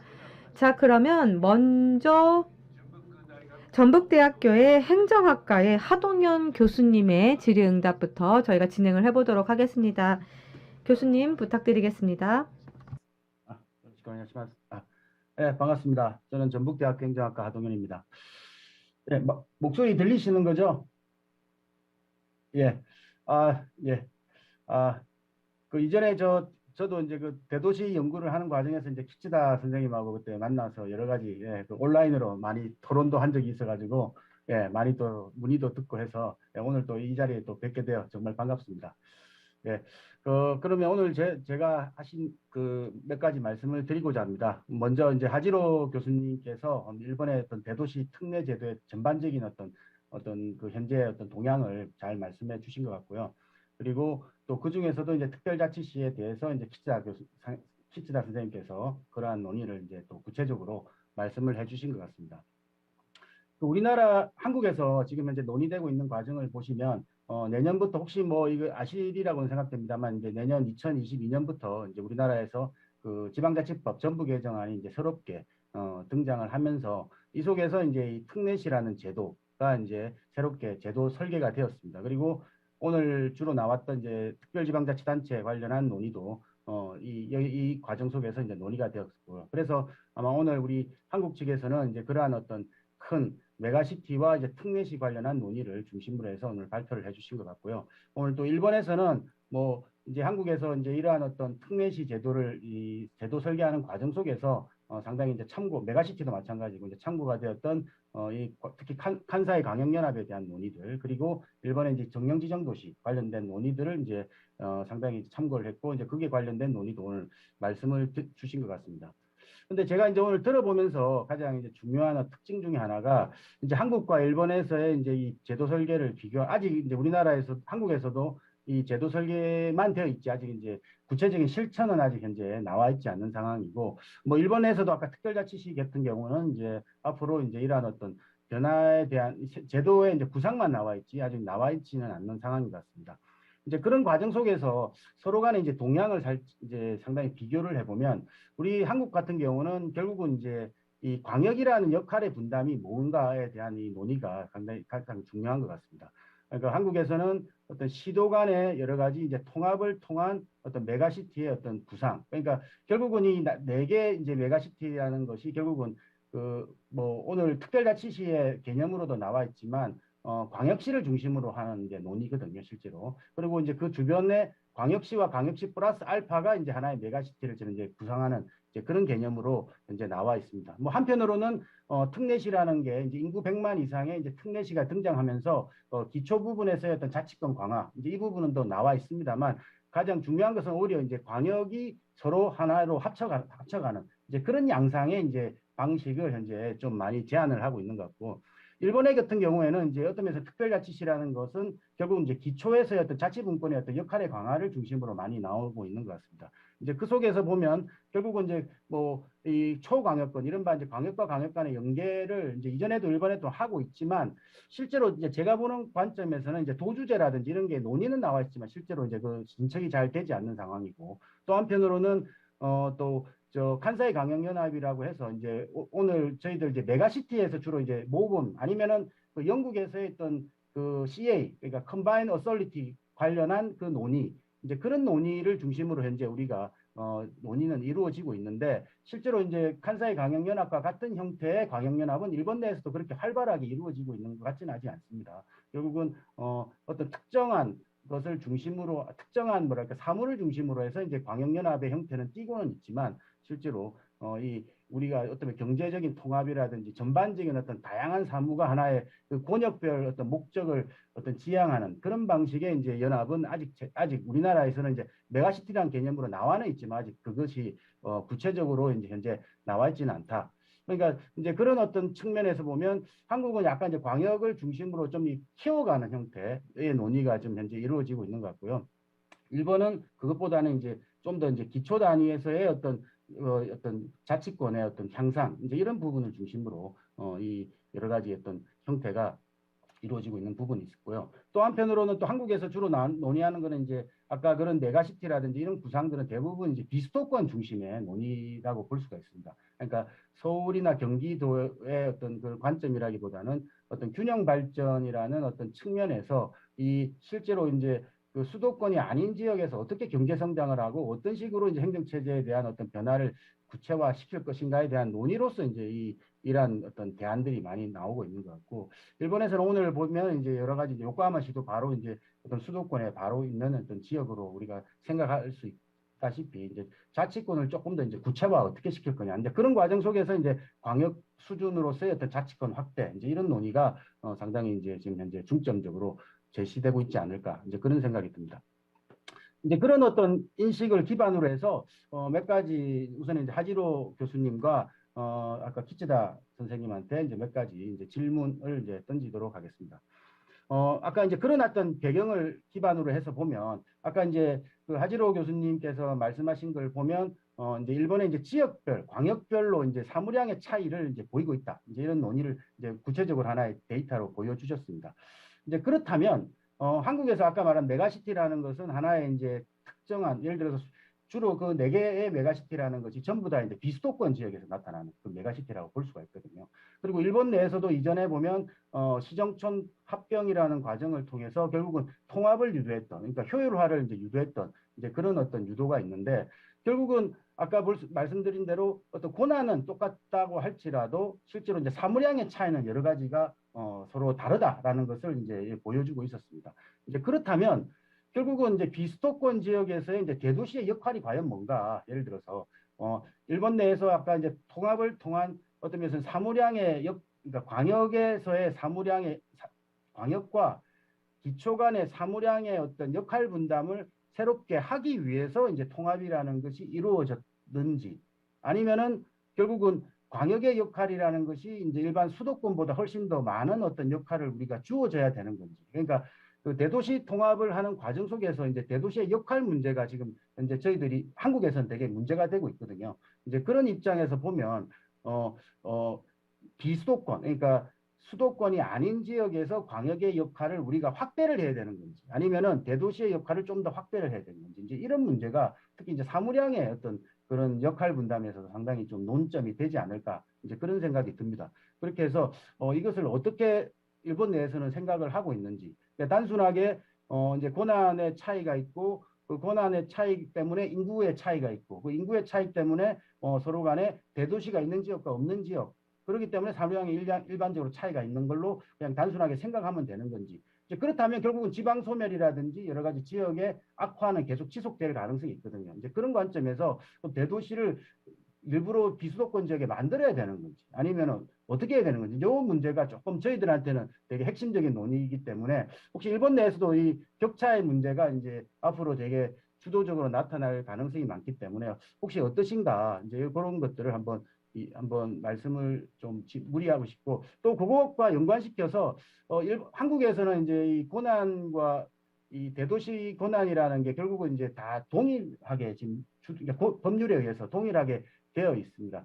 그런데 결국은 한국에서는 인구 50만 이상을 이제 대도시라고 하지만 100만 이상이 될 때도 이제 일부 특례를 이른바 다른 어떤 특례를 부여를 하고 있습니다. 혹시 일본에서는 그렇게 구분을 하고 인구의 어떤 규모에 따라서 구분을 하고 있는지 왜냐하면은 정령지정도시라는 것이 일본에서는 이제 70만부터 아까 오늘 요코하마시까지 거의 400만에 가까운 지역까지 이렇게 아주 뭐랄까 연결이 돼 있는데 이거를 동일한 권한으로 모두 이제 규정을 하고 있는지 아니면은 그 조금 구분을 하고 있는지 한국은 요번에 이제 50만과 100만을 조금 구분을 했고 그다음에 100만을 이제 특례시라는 용어로 이제 새롭게 제정을 했습니다. 그리고 앞으로 또 이제 지금 저도 이제 그 전문위원으로 활동을 하고 있습니다만 대통령 소속 자치분권위원회에서 그 특례시로 된 4개 시에 대해서 별도의 권한을 지금 하자고 하는 지금 논의도 현재 전개가 되고 있습니다. 이제 그런 의미에서 볼 때 일본 내에서는 이제 지금 그런 게 어떤가 그건 아까 나중에 키츠다 선생님과의 이제 논의도 비슷한 것 같습니다. 왜냐하면 특별자치시를 부여한다는 것은 결국은 아까 정령지정도시를 모두에게 부여하는 것인지 아니면은 그것을 세분화를 좀 시킨 것인지 예를 들어서 인구 뭐 한 70만에서 뭐 한 150만까지는 뭐 예를 들어서 뭐 특별자치시는 아니지만 준특별자치시로 가는 건지 아니면은 그 이유는 특별자치시로 모두에게 부여하는 건지 이제 그런 그 내용들이 한국에서는 이제 동일시를 해야 같이 일치를 시켜야 될까 아니면은 이거를 이른바 차등 분권이란 말로 세분화를 해야 될까 이제 이런 논의들이 좀 있습니다. 이제 그런 의미에서 혹시 의견이 있으시다면 좀 말씀을 해주시면 좋겠고요. 그리고 그 칸사이 광역연합의 어떤 같은 그런 특성을 지닌 광역연합이 일본 내에서 다른 지역은 별로 이렇게 활성화되지 못하고 있는데 혹시 그렇게 되지 못하는 이유가 혹시 뭔지 혹시 그걸 좀 알려주시면 왜냐하면 아까 말씀드린 그 메가시티라는 게 한국에서는 이미 그 칸사이 강역연합이나 영국의 어떤 컴바인 오살리티 같은 개념으로 벌써 4개를 하겠다고 지금 현재 논의가 되고 있는데 그 중에서도 솔직히 세부적인 논의를 보면 좀 다릅니다. 어떤 논의냐면은 아까 말씀드린 대구 경북이라든지 광주 전남이라는 곳은 시도 통합을 그러니까 이른바 일본으로 따지면 도주제 형태의 그 방향을 이제 처음에 이제 뭐 결국은 어떻게 될지는 모르겠지만 그런 어떤 형태를 제시를 처음에 해왔고요. 또 다른 뭐 충남이라든지 이제 이런 권역에서는 이제 부산, 울산, 경남의 권역에서는 이제 경제적인 통합을 이제 상당히 목적으로 하고 있기 때문에 말은 메가시티지만 실제로 이제 원하고 있는 어떤 방향성은 좀 다르고 있거든요. 이제 그 중에서 일본의 칸사이 연합 같은 그런 형태, 그다음에 경제적인 통합을 중심으로 한 그 권역은 상대적으로 이제 활성화되지 못하고 있는데, 그건 왜 그런가? 이제 거기에 대한 논의를 조금 한번 말씀해 주시면 좋겠습니다. 그리고 이제 또 하나가 이제 도구제도에 대한 말씀도 해주셨는데, 뭐 도구제도는 결국은 뭐 우리 한국으로 따지면 서울과 이제 자치구 간의 관계라고 볼 수 있습니다. 일본은 이제 도쿄도와 특별구 간의 이제 관계라고 볼 수가 있는데, 최근에 이제 아까 말씀드린 이제 도구제도에서 이제 고난 이양의 문제라든지 또 일체성의 문제에 대해서는 뭐 오늘 하지로 선생님이 설명하신 그대로입니다. 근데 또 한편으로는 지금 현재 서울시에서 어떤 논의가 이루어지고 있느냐 하면은 뭐 서울에는 이제 25개의 자치구가 존재를 하고 있습니다만 결국은 이제 권역별로 그러니까 서울시를 이제 하나의 5개 지금 현재 논의되고 있는 건 한 5개 정도의 권역으로 나뉘고 있습니다. 그러니까 25개를 결국은 5개 정도의 리전으로 이제 나누어서 그걸 기반으로 해서 어떤 그 여러 가지 행정의 어떤 효율성을 기하자라고 하는 논의도 상당히 이제 지금 현재 뭐 이전부터 논의가 되고 있었는데 이 도구제도 자체를 본다면 결국은 도에서 결국은 특별 구로 이제 23개의 구로 이제 어떤 권한을 이양하는 그런 방식이라고 본다면 결국은 아까 이제 권역과의 어떤 관계는 어떻는지 그러니까 23개하고 도와의 관계만을 이야기하는 건지 아니면은 좀 이게 권역을 나누어서 그런 논의를 어떤 면에서는 권한 이양을 하더라도 특별구가 가지고 있는 권한과 이제 권역별로 가지는 권한을 이제 좀 세분화시키고 있는 건지 이제 그런 논의는 없는 건지 이제 혹시 아신다면 한번 말씀을 좀 해주시면 어떨까 그런 생각이 들고요. 마지막으로 연계 중추 도시권에 대한 논의인데요. 한국에서는 연계 협약이라는 논의는 아직 없습니다. 아까 그 행안부 이제 허승원 과장님이 설명하셨던 여러 가지 이제 조합의 문제라든지 이제 특별지방자치단체 논의가 있지만 한국에서는 이제 연계협약이라는 제도가 아직 등장하지 않았고 그리고 이제 그에 대한 여러 가지 효과에 대한 것도 솔직히 오늘 좀 프린터상으로만 하면 좀 알기가 좀 어려운 측면이 있어서 혹시 어떤 의미 때문에 이제 연계협약이 등장했고 그리고 연계협약이라는 제도는 제가 알기로는 거의 예를 들어서 1대1로 다 협약을 하나하나씩 맺는 걸로 이렇게 알고 있습니다. 그렇다면 결국은 예를 들어서 10개 자치단체가 연계협약을 맺는다면 한 개 특정한 단체가 좀 주도적인 어떤 리더십을 발휘해야 이게 이 연계협약이 맺어질 텐데 그러면 그러면 이게 그런 어떤 거를 어떻게 그러니까 지금 현재 보니까 일본의 연계협약 제도가 아까 잘 활성화된 걸로 나와 있는데 그러니까 어떤 형태로 해서 이게 연계협약 제도가 조금 이렇게 활성화가 될 수 있었는지 그러니까 누군가가 리더가 되어서 그렇게 만들어야 이렇게 제안을 하고 그게 동의를 해야 이제 그 연계협약 제도가 잘 될 것 같습니다. 이제 그런 내용들을 한번 말씀을 좀 해주셨으면 좋겠다라는 생각이 들고요. 너무 질문이 많아서 좀 죄송합니다. 그리고 이제 키치다 선생님한테 몇 가지 그 이전에도 제가 하면서 질의를 드린 적이 있는데 지금 이거는 이제 한국의 상황과 유사합니다. 결국은 한국에서 이제 특례시 제도가 등장하게 되면서 가장 그 문제가 되었던 게 뭐냐면 결국은 특례시라는 것이 등장하면 이른바 광역에 가까운 권한을 가지게 된다. 그러면 광역에 가까운 권한을 가지게 되면 지금의 광역자치단체들은 자신들의 역할, 권력 이런 것들이 축소가 될 거다. 재원도 축소가 될 거다. 그에 대한 우려 때문에 특례시를 되게 반대를 하고 있습니다. 지금도 결국은 지금 우리나라의 이제 특례시가 4개로 이제 100만으로 제한이 된 이유도 원래는 그 한 15개 지금 50만 대도시에 모두에게 특례를 주려고 했던 움직임도 있었거든요. 이제 그런데 결국은 그것을 하지 못하고 100만이라고 하는 인구로 이제 설정을 해버렸습니다. 이제 그런 의미는 결국은 이 광역이 어떻게 이제 이걸 수용할 것인가의 논의인데 예를 들어서 특별자치시도 마찬가지입니다. 이 같은 이제 권한을 가지게 되는 의미니까요. 그럼 과연 일본의 그 도도부현이 이거를 수용을 할까? 어떻게 이해를 하고 있을까? 이 논의를 한번 한번 말씀을 좀 해주시면 좋을 것 같습니다.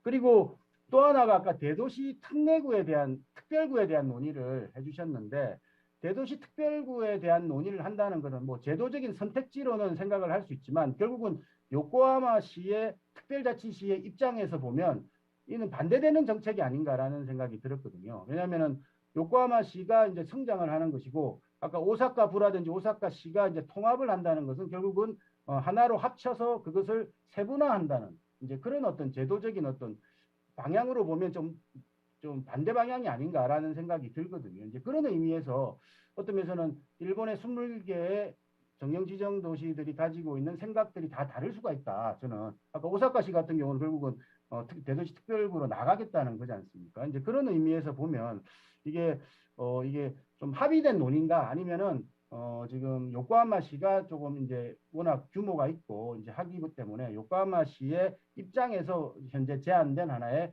선택지인가 이제 이런 논의를 한번 잠깐 설명해 주시면 좋을 것 같고요.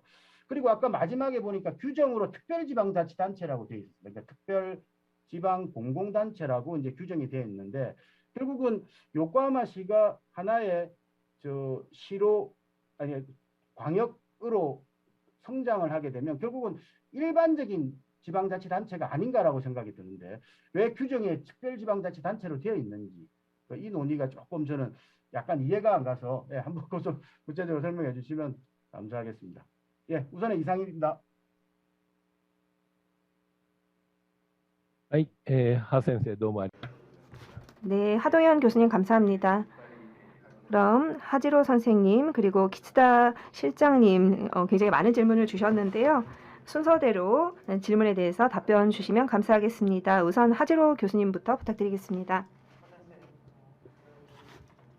네, 하동현 선생님 여러 가지로 질문 주셔서 감사합니다. 제가 전부 다 답변 드릴 수 있을지 약간 불안하긴 한데요. 우선 처음 질문을 주신 비수도권에서 대도시의 역할 또는 광역자치단체의 역할에 대해서 일본에서는 어떤 상황인지 질문을 주셨습니다. 그 뒤에도 질문이 나왔던 연계 중추 도시권이라든가 이번에는 대도시에 관련된 발표였기 때문에 제가 생략을 했습니다만 지방 정주 자립권 이것이 전부 도시를 중심으로 한 시정촌이 연계를 해서 추진하는 그런 제도입니다. 이런 제도가 구상이 되어서 이미 가동을 하고 있는 상황입니다.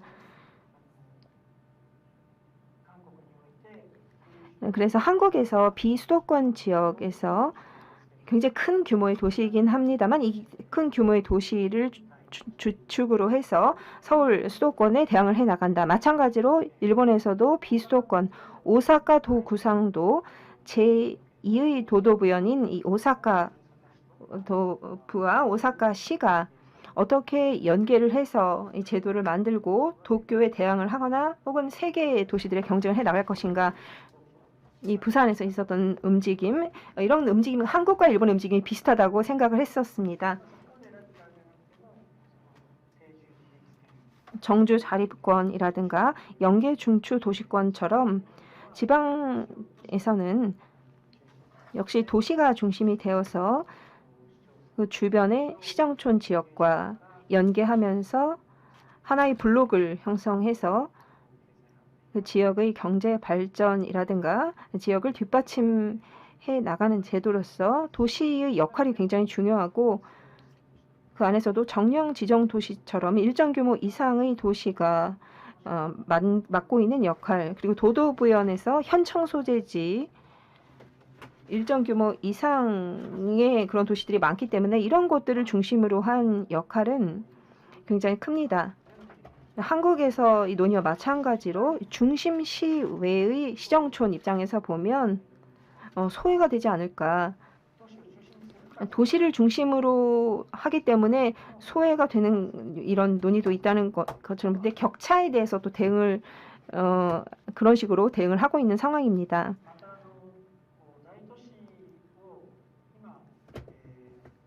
또 일본의 경우에는 정령시가 이제 70만 명 이상, 100만 명 이상 규모인데요. 그 이상에서 또 추가적인 구분은 없습니다. 네, 두 가지 논의가 있는데요.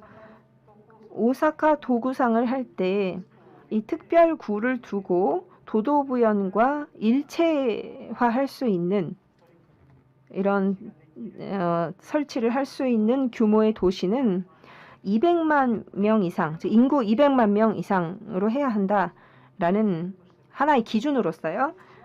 정령시가 전부 다 그렇다는 것이 아니라 200만 명 이상이라는 하나의 기준을 두자라는 논의가 있었습니다.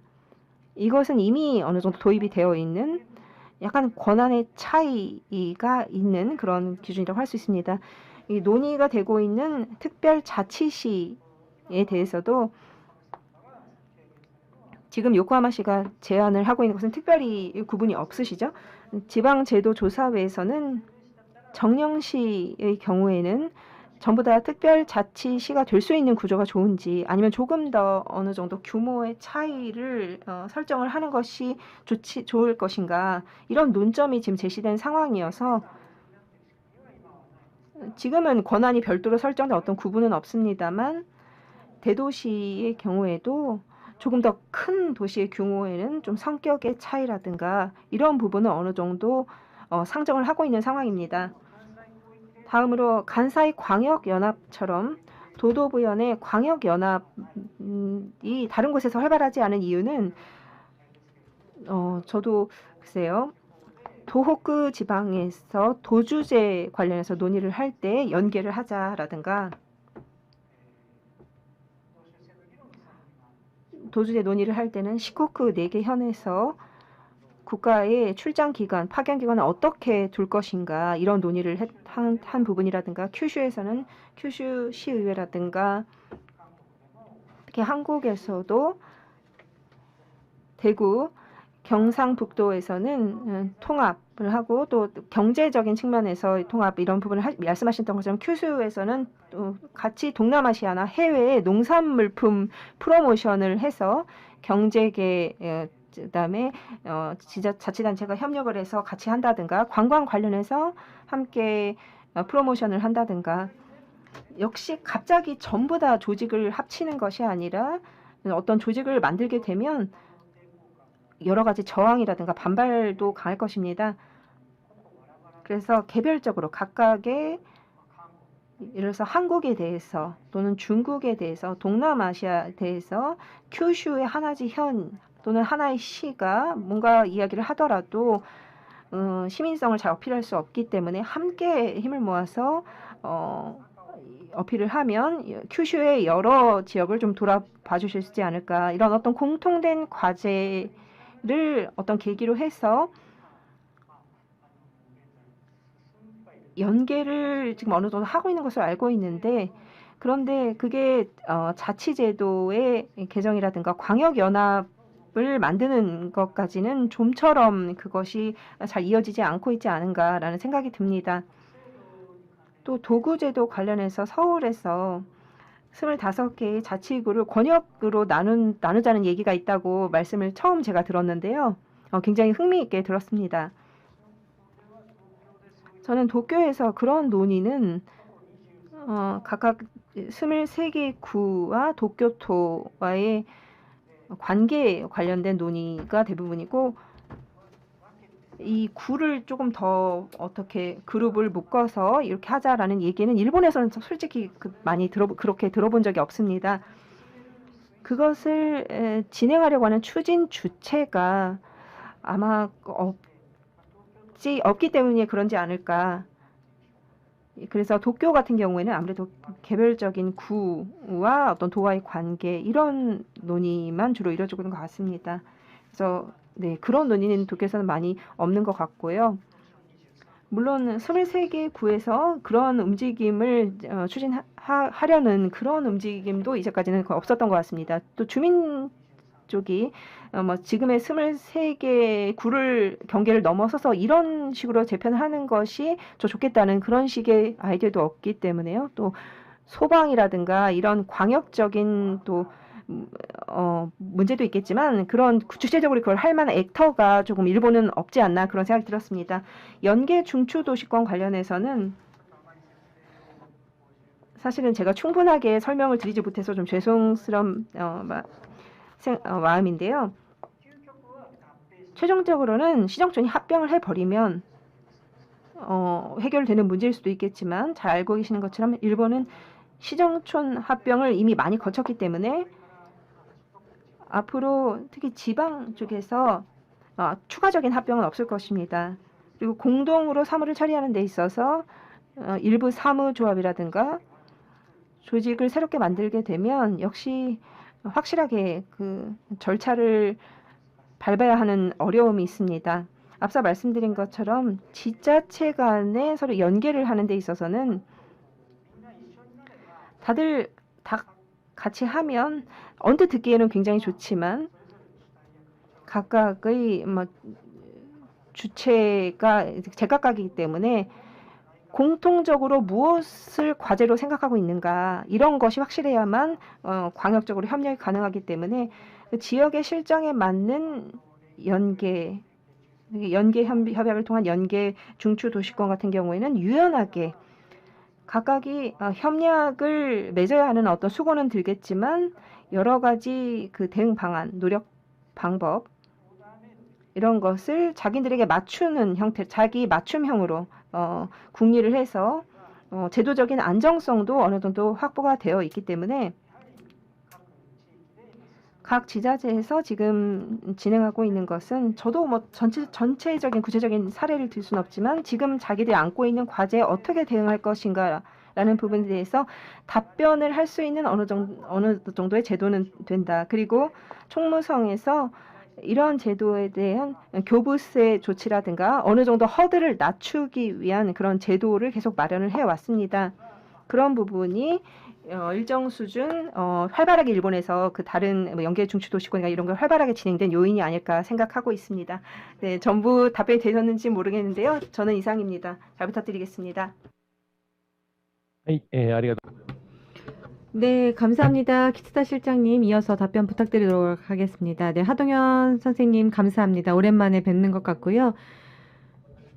네, 일단 저는 지금 주신 질문에 대해서 답변을 몇 가지 드리도록 하겠습니다. 먼저 첫 번째는 특별자치시가 광역자치단체의 권한, 재원도 함께 가져간다라는 거기 때문에 그러니까 이른바 광역자치단체가 어떻게 이 부분을 생각하고 있는지 바로 이 부분부터 말씀을 드리면 일반론적으로 생각을 해봤을 때 그 하시로 선생님께서도 말씀을 하셨죠. 지방제도 그 조사회에서 우려가 됐던 부분은 세수 부분이 특별자치시에 일어나가 되면 주변의 시정촌의 행정 서비스에 영향이 있지 않을까, 혹은 권한이 그쪽으로 집중이 되면 남은 그런 현의 공동화가 진행이 되면서 앞서 경기도의 말씀을 해주셨잖아요. 그래서 약한 지역을 더욱더 힘을 키우는 그러한 발상 전환이 만약에 있다면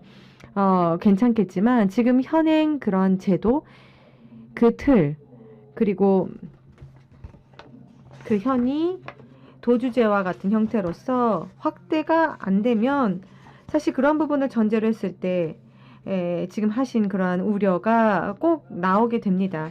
그래서 일반론적으로 그런 우려는 생각을 해볼 수가 있을 것 같고요. 자, 그리고 최근에서 조금 말씀을 드리자면 지난달입니다. 아마 이번 달 초일 수도 있는데 어떠한 그 신문사가 이 정령 지정도시를 안고 있는 15개의 도도부현의 지사 그리고 정령 지정도시의 시장님들을 대상으로 앙케이트 조사를 해서 발표를 했습니다.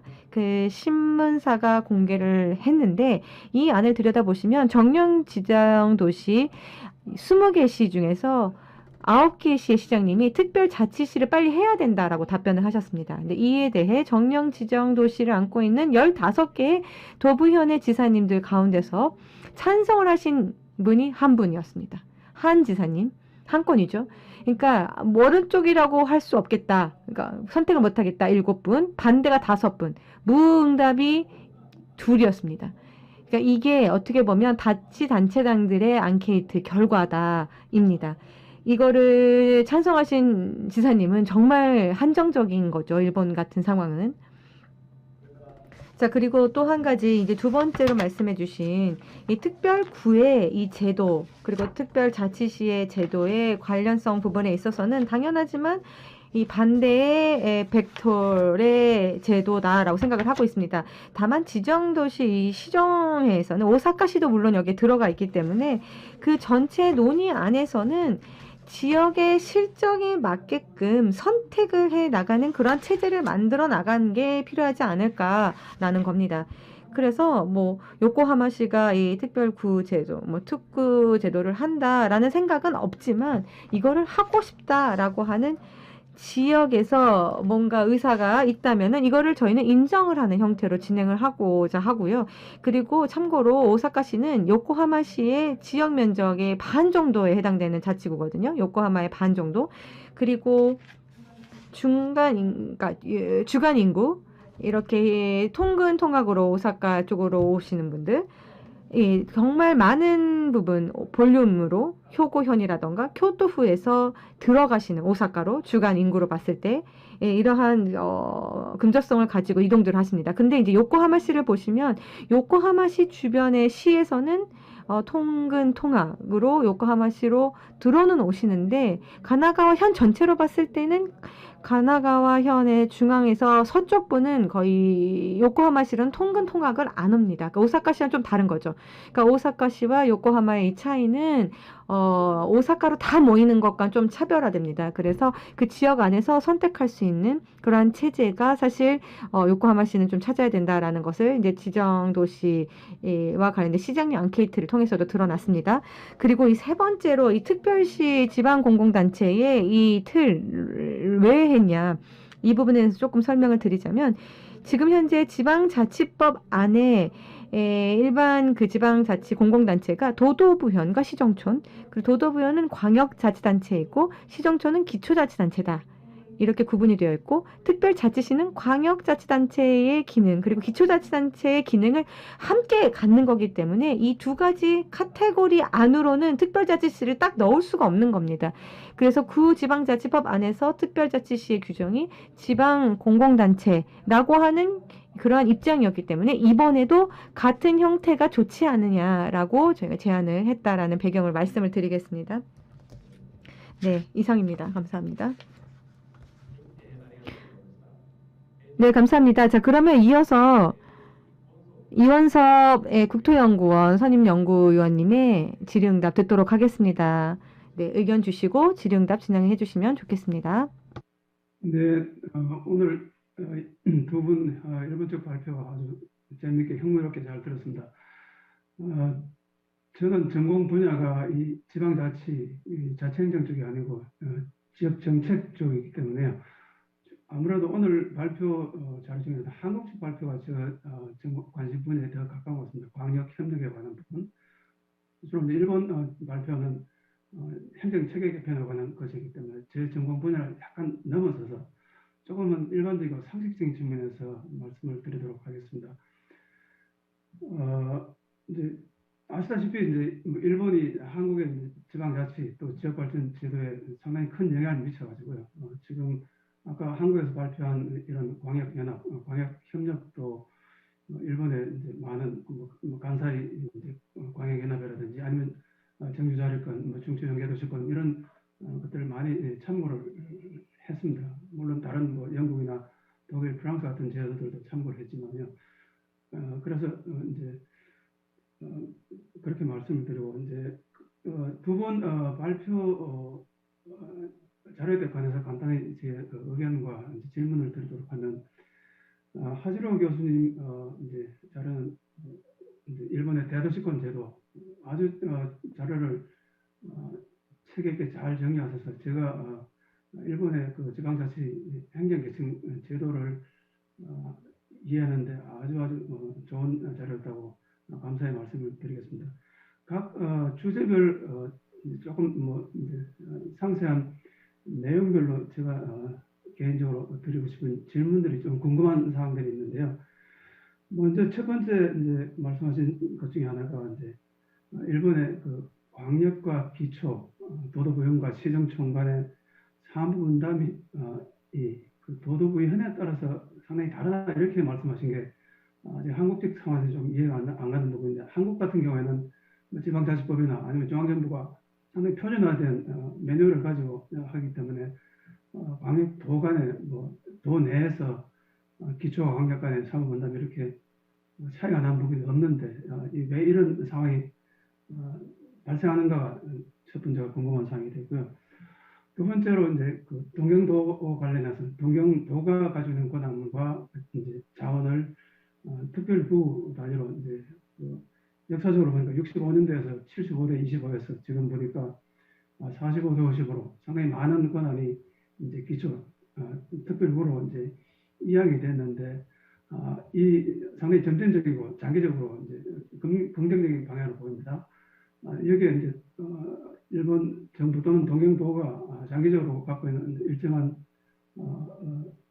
목표가 있는지, 그다음에 이러이러한 그 분권화가 일어나게 된 좀 중요한 배경 사건들이 있었는지, 한국 같은 경우에 예를 들면 5년 단위로 정부가 교체가 되면서 상당히 혁신적인 분권이나 지역발전 측면에서 업적을 세우기 위해서 좀 혁신적인 이 제도들을 실행하는 경우가 많은데 일본은 한국보다는 좀 아마 좀 덜 급진적인 변화 같아요.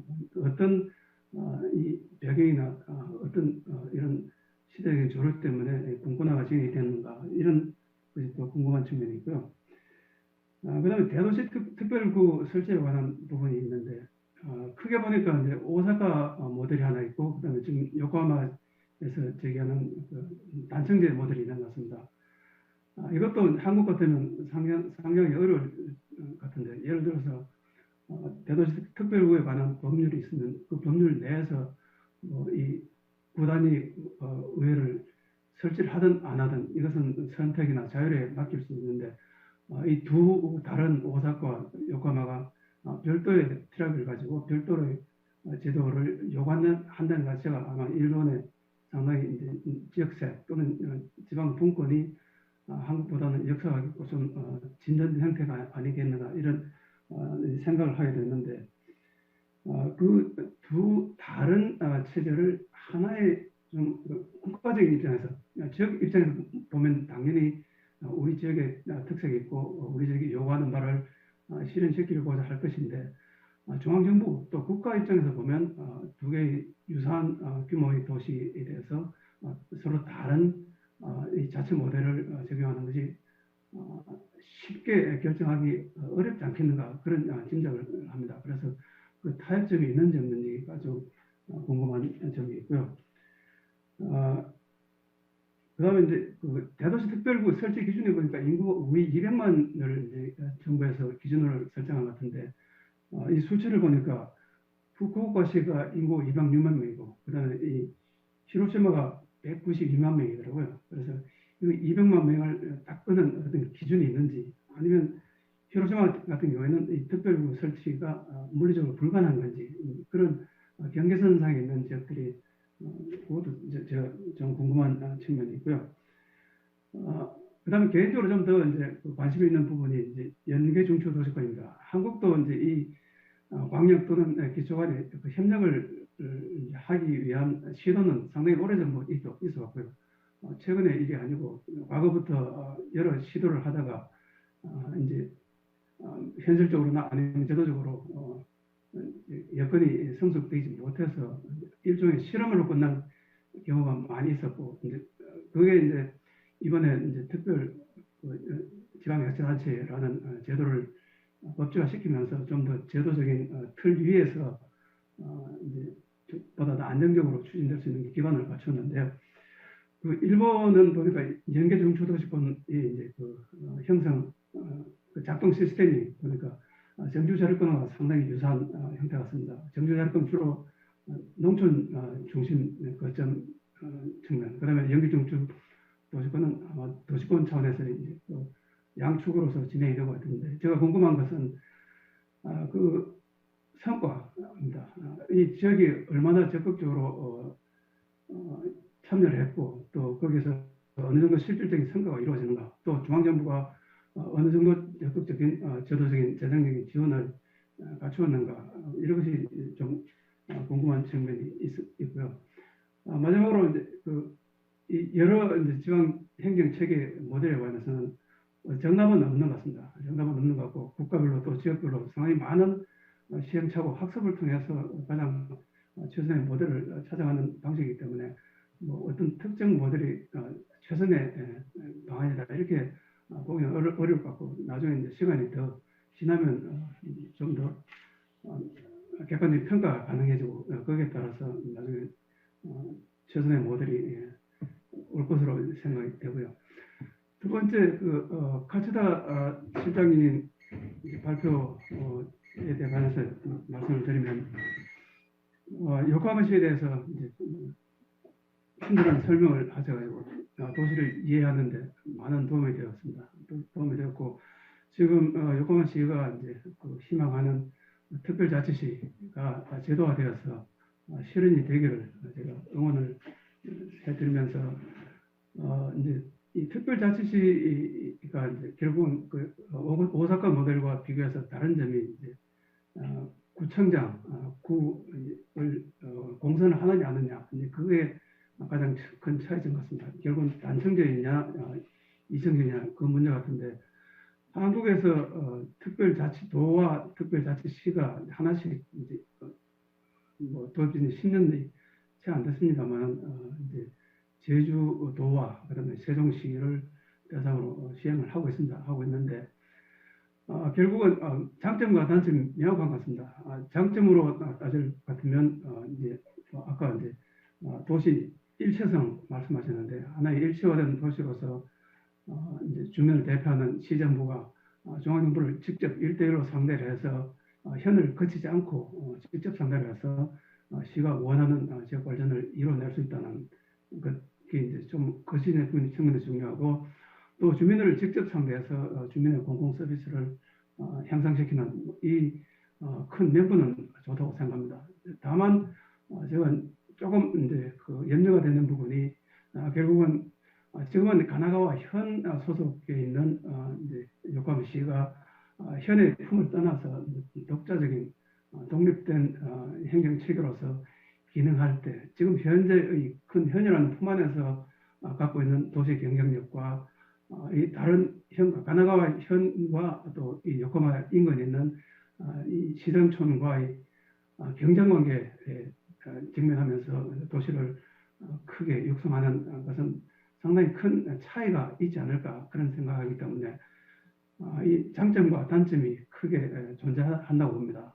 특히 이제 요코하마시가 뭐 면적이 한 400평방킬로가 채 안 되고 인구가 370만 명인데 이제 상대적으로 작은 이런 가용 자원들, 그다음에 특히 토지 문제 이런 것들을 제약을 해소하기 위해서는 인접 지역들, 특히 이 가나가와 현과의 그런 광역적인 협력이 아주 중요할 텐데 지금과 같은 우호적인 관계가 이 독립 후에도 지속이 될 수 있을지 그게 이제 관건이 된다고 봅니다. 그러기 위해서는 이제 요코하마시가 이 미래를 위해서 광역적인 수평적인 협력을 위해서 준비해야 될 사항이 체크리스트가 많이 있다고 봅니다. 그래서 그런 것들을 차근차근 준비를 하셔서 독립이 되고 독립 이후에도 이런 광역적인 발전이 잘 이루어질 수 있도록 제가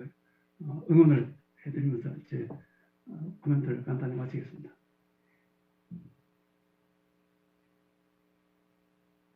はい、ありがとうございました。それでは하이, 네, 감사합니다. 이원섭 연구위원님의 또 코멘트 받았는데요. 그러면 하지로 선생님부터 간단하게 답변 듣겠습니다.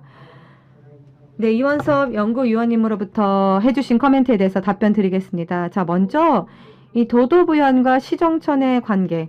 일단 도도부연에 따라서 사무적인 양이 다르다. 이 부분에 대해서 좀 말씀을 드리자면 어떻게 보면 그 현 안에 있는 시정촌이 정령 지존 도시 혹은 중액시 혹은 일반 시정촌 이렇게 구분이 되면 담당하는 사무 배분이 각각 다릅니다. 다르다는 것은 도도부연으로부터의 업무를 시정촌이 담당하는 그러한 체제인 거죠. 그래서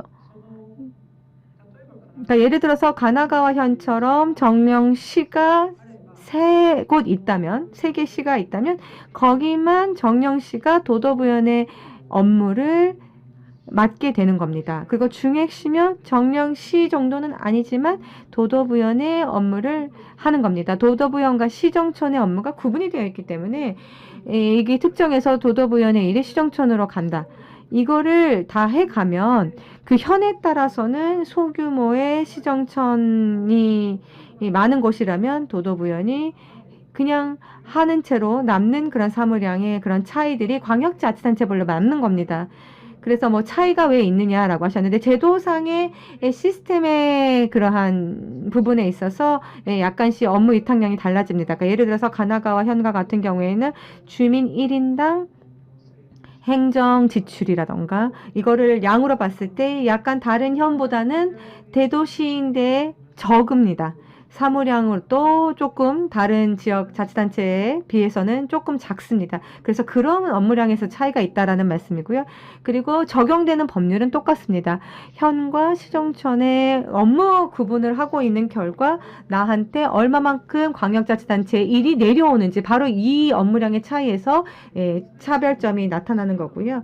그리고 특구제도의 그런 변천에 있어서 정권 교체라던가 이러한 한국의 상황 그리고 그러한 외부의 움직임들 어떠한 계기가 좀 일본에선 있었냐라는 건데 도쿄도 말씀을 하셨죠.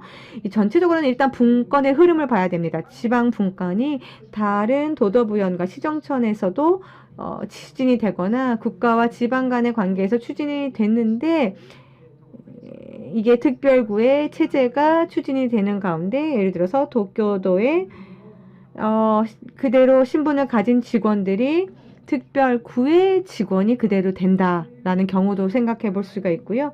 이러한 흐름에 발을 맞추면서 또 중간중간에 특별구와 도쿄도는 서로 또 싸워가면서 또 조정을 해 나가면서 그간 도쿄도 같은 경우에는 발전을 해왔다라고 크게 말씀을 드릴 수가 있을 것 같습니다.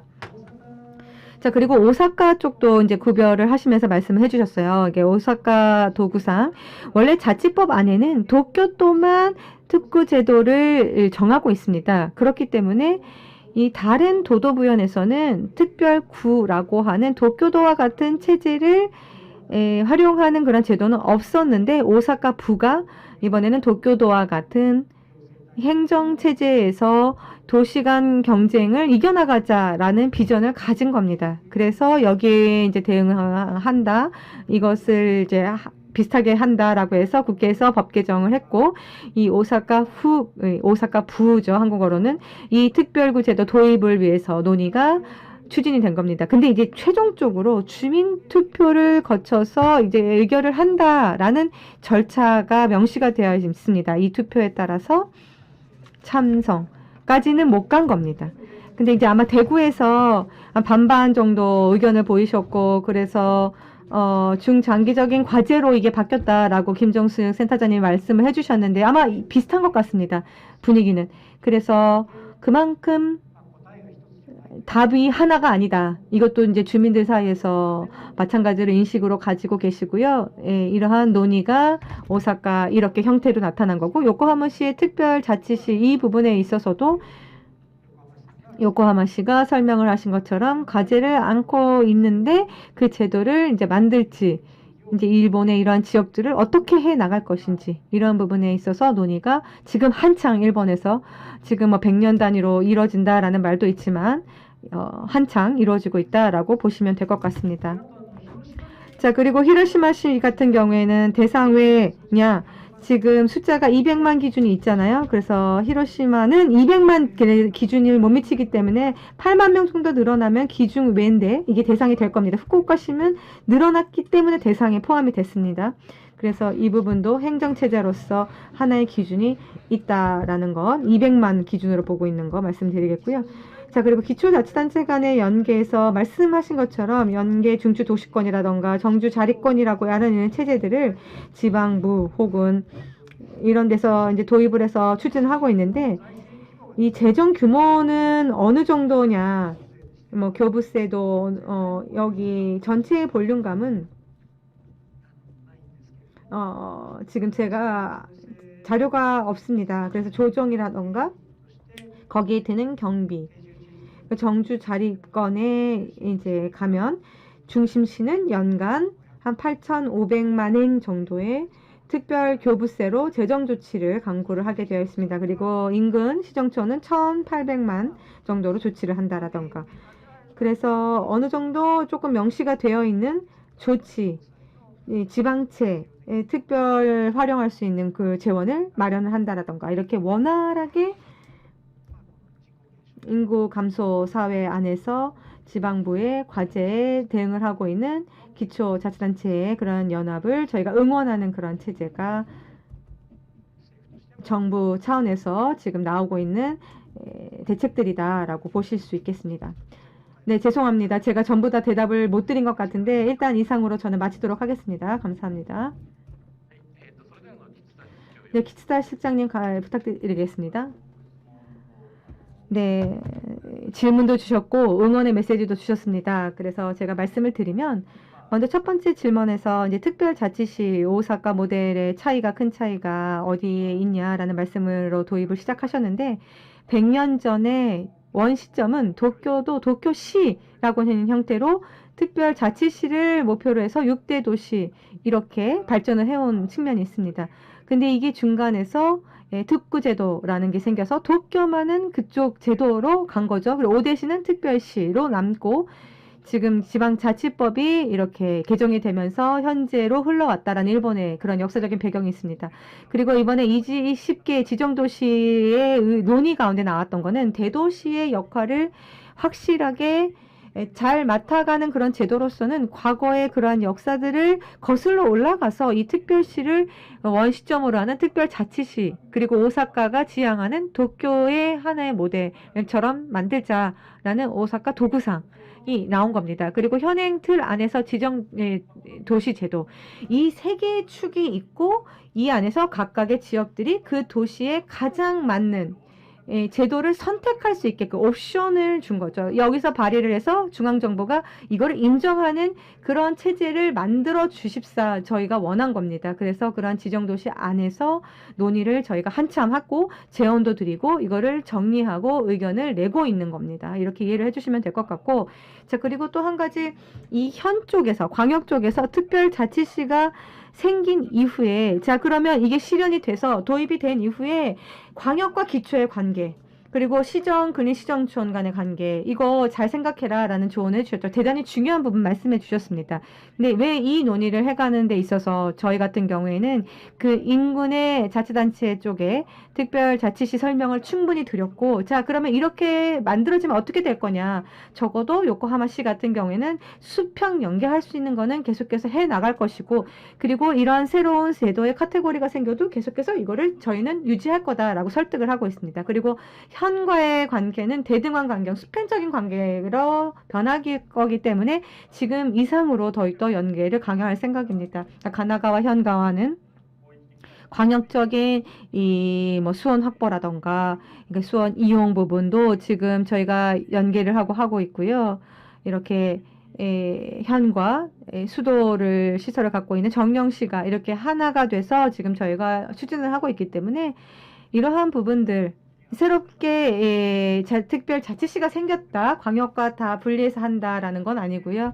이렇게 연계를 해 나갈 부분은 당연하게 계속 지속이 될 겁니다. 그래서 이 부분 저희가 확실하게 제도 소개를 할 때 전후 다 포함해서 감안을 할 거고 광역과의 연계도 확실하게 해 나갈 생각입니다. 이상 발표드리고 마치도록 하겠습니다. 감사합니다. 네, 감사합니다. 자, 그러면 두 분의 질의를 다 들었습니다. 이상으로 제2세션을 전부 다 마치도록 하겠습니다. 두 분의 말씀이었고요. 자, 1번의 두 분의 발표도 전부 다 마치도록 하겠습니다. 중간에 휴식 시간에 저희가 10분 딜레이 됐다 말씀드리고 쉬었는데 더 딜레이가 돼서요. 저희가 당초 예정했던 시간보다 20분이 늦어졌습니다. 죄송합니다. 제가 사회자임에도 제대로 역할을 하지 못해서 시간이 많이 늦어졌는데 마치도록 하겠습니다. 자 그러면 마지막 본 회의를 마무리하기 위해서 한국측 기관장님의 대표이시죠. 한국지방행정연구원의 김일재 원장님의 마무리 말씀 듣도록 하겠습니다. 부탁합니다. 네, 부탁드리겠습니다. 원장님. 네, 혹시 잘 들리시나요? 잘 들리시면 이렇게 동그라미 부탁드립니다. 네. 오늘 그 오후에 굉장히 장시간 동안 매우 중요하고도 또 시급한 주제를 가지고 한일 양국이 아주 진지한 이렇게 그 토론과 발표를 해주셔서 진심으로 감사의 말씀드립니다. 오늘 특히 이제 이 행사를 잘 준비해 주신 요코미치 기요타카 교수님 그리고 행사 전체 발제와 토론에 대한 좌장을 맡아 주신 다카다 히로후미 교수님 정말 고생하셨고 감사 말씀드립니다. 아울러 발표하시고 토론에 참석해 주신 모든 분들께 진심으로 감사 말씀드립니다. 오늘 이제 발표와 토론 내용에 많은 분들께서 느끼셨겠지만 어떻게 보면 이 행정체제를 어떻게 효율적으로 운영할 것인가 하는 문제는 정말 앞으로도 끝없이 고민해야 될 과제인 것 같습니다. 일본의 좋은 사례에서도 또 역사와 현재 운영되고 있는 여러 가지 제도에서도 느낄 수 있었고, 한국에서도 이제 역사적으로 많은 제도를 또 시행도 해보고 또 다시 또 개선하는 노력을 하고 있는데요. 양국이 공통적으로 갖고 있는 또 미래의 숙제인 것 같습니다. 오늘 굉장히 중요하고 좋은 토론이 됐다고 생각하고요. 이 행사 마무리이기 때문에 시점상 보니까 벌써 연말이네요. 이번 주말이 벌써 크리스마스고 또 한 주간 지나면 새해가 돌아오는 것 같습니다. 그래서 영상으로나마 참석하신 모든 분들 이 코로나 사태 때문에 다들 참 걱정이 많은데요. 건강하시고 새해 복 많이 받으시길 기원드리겠습니다. 감사합니다.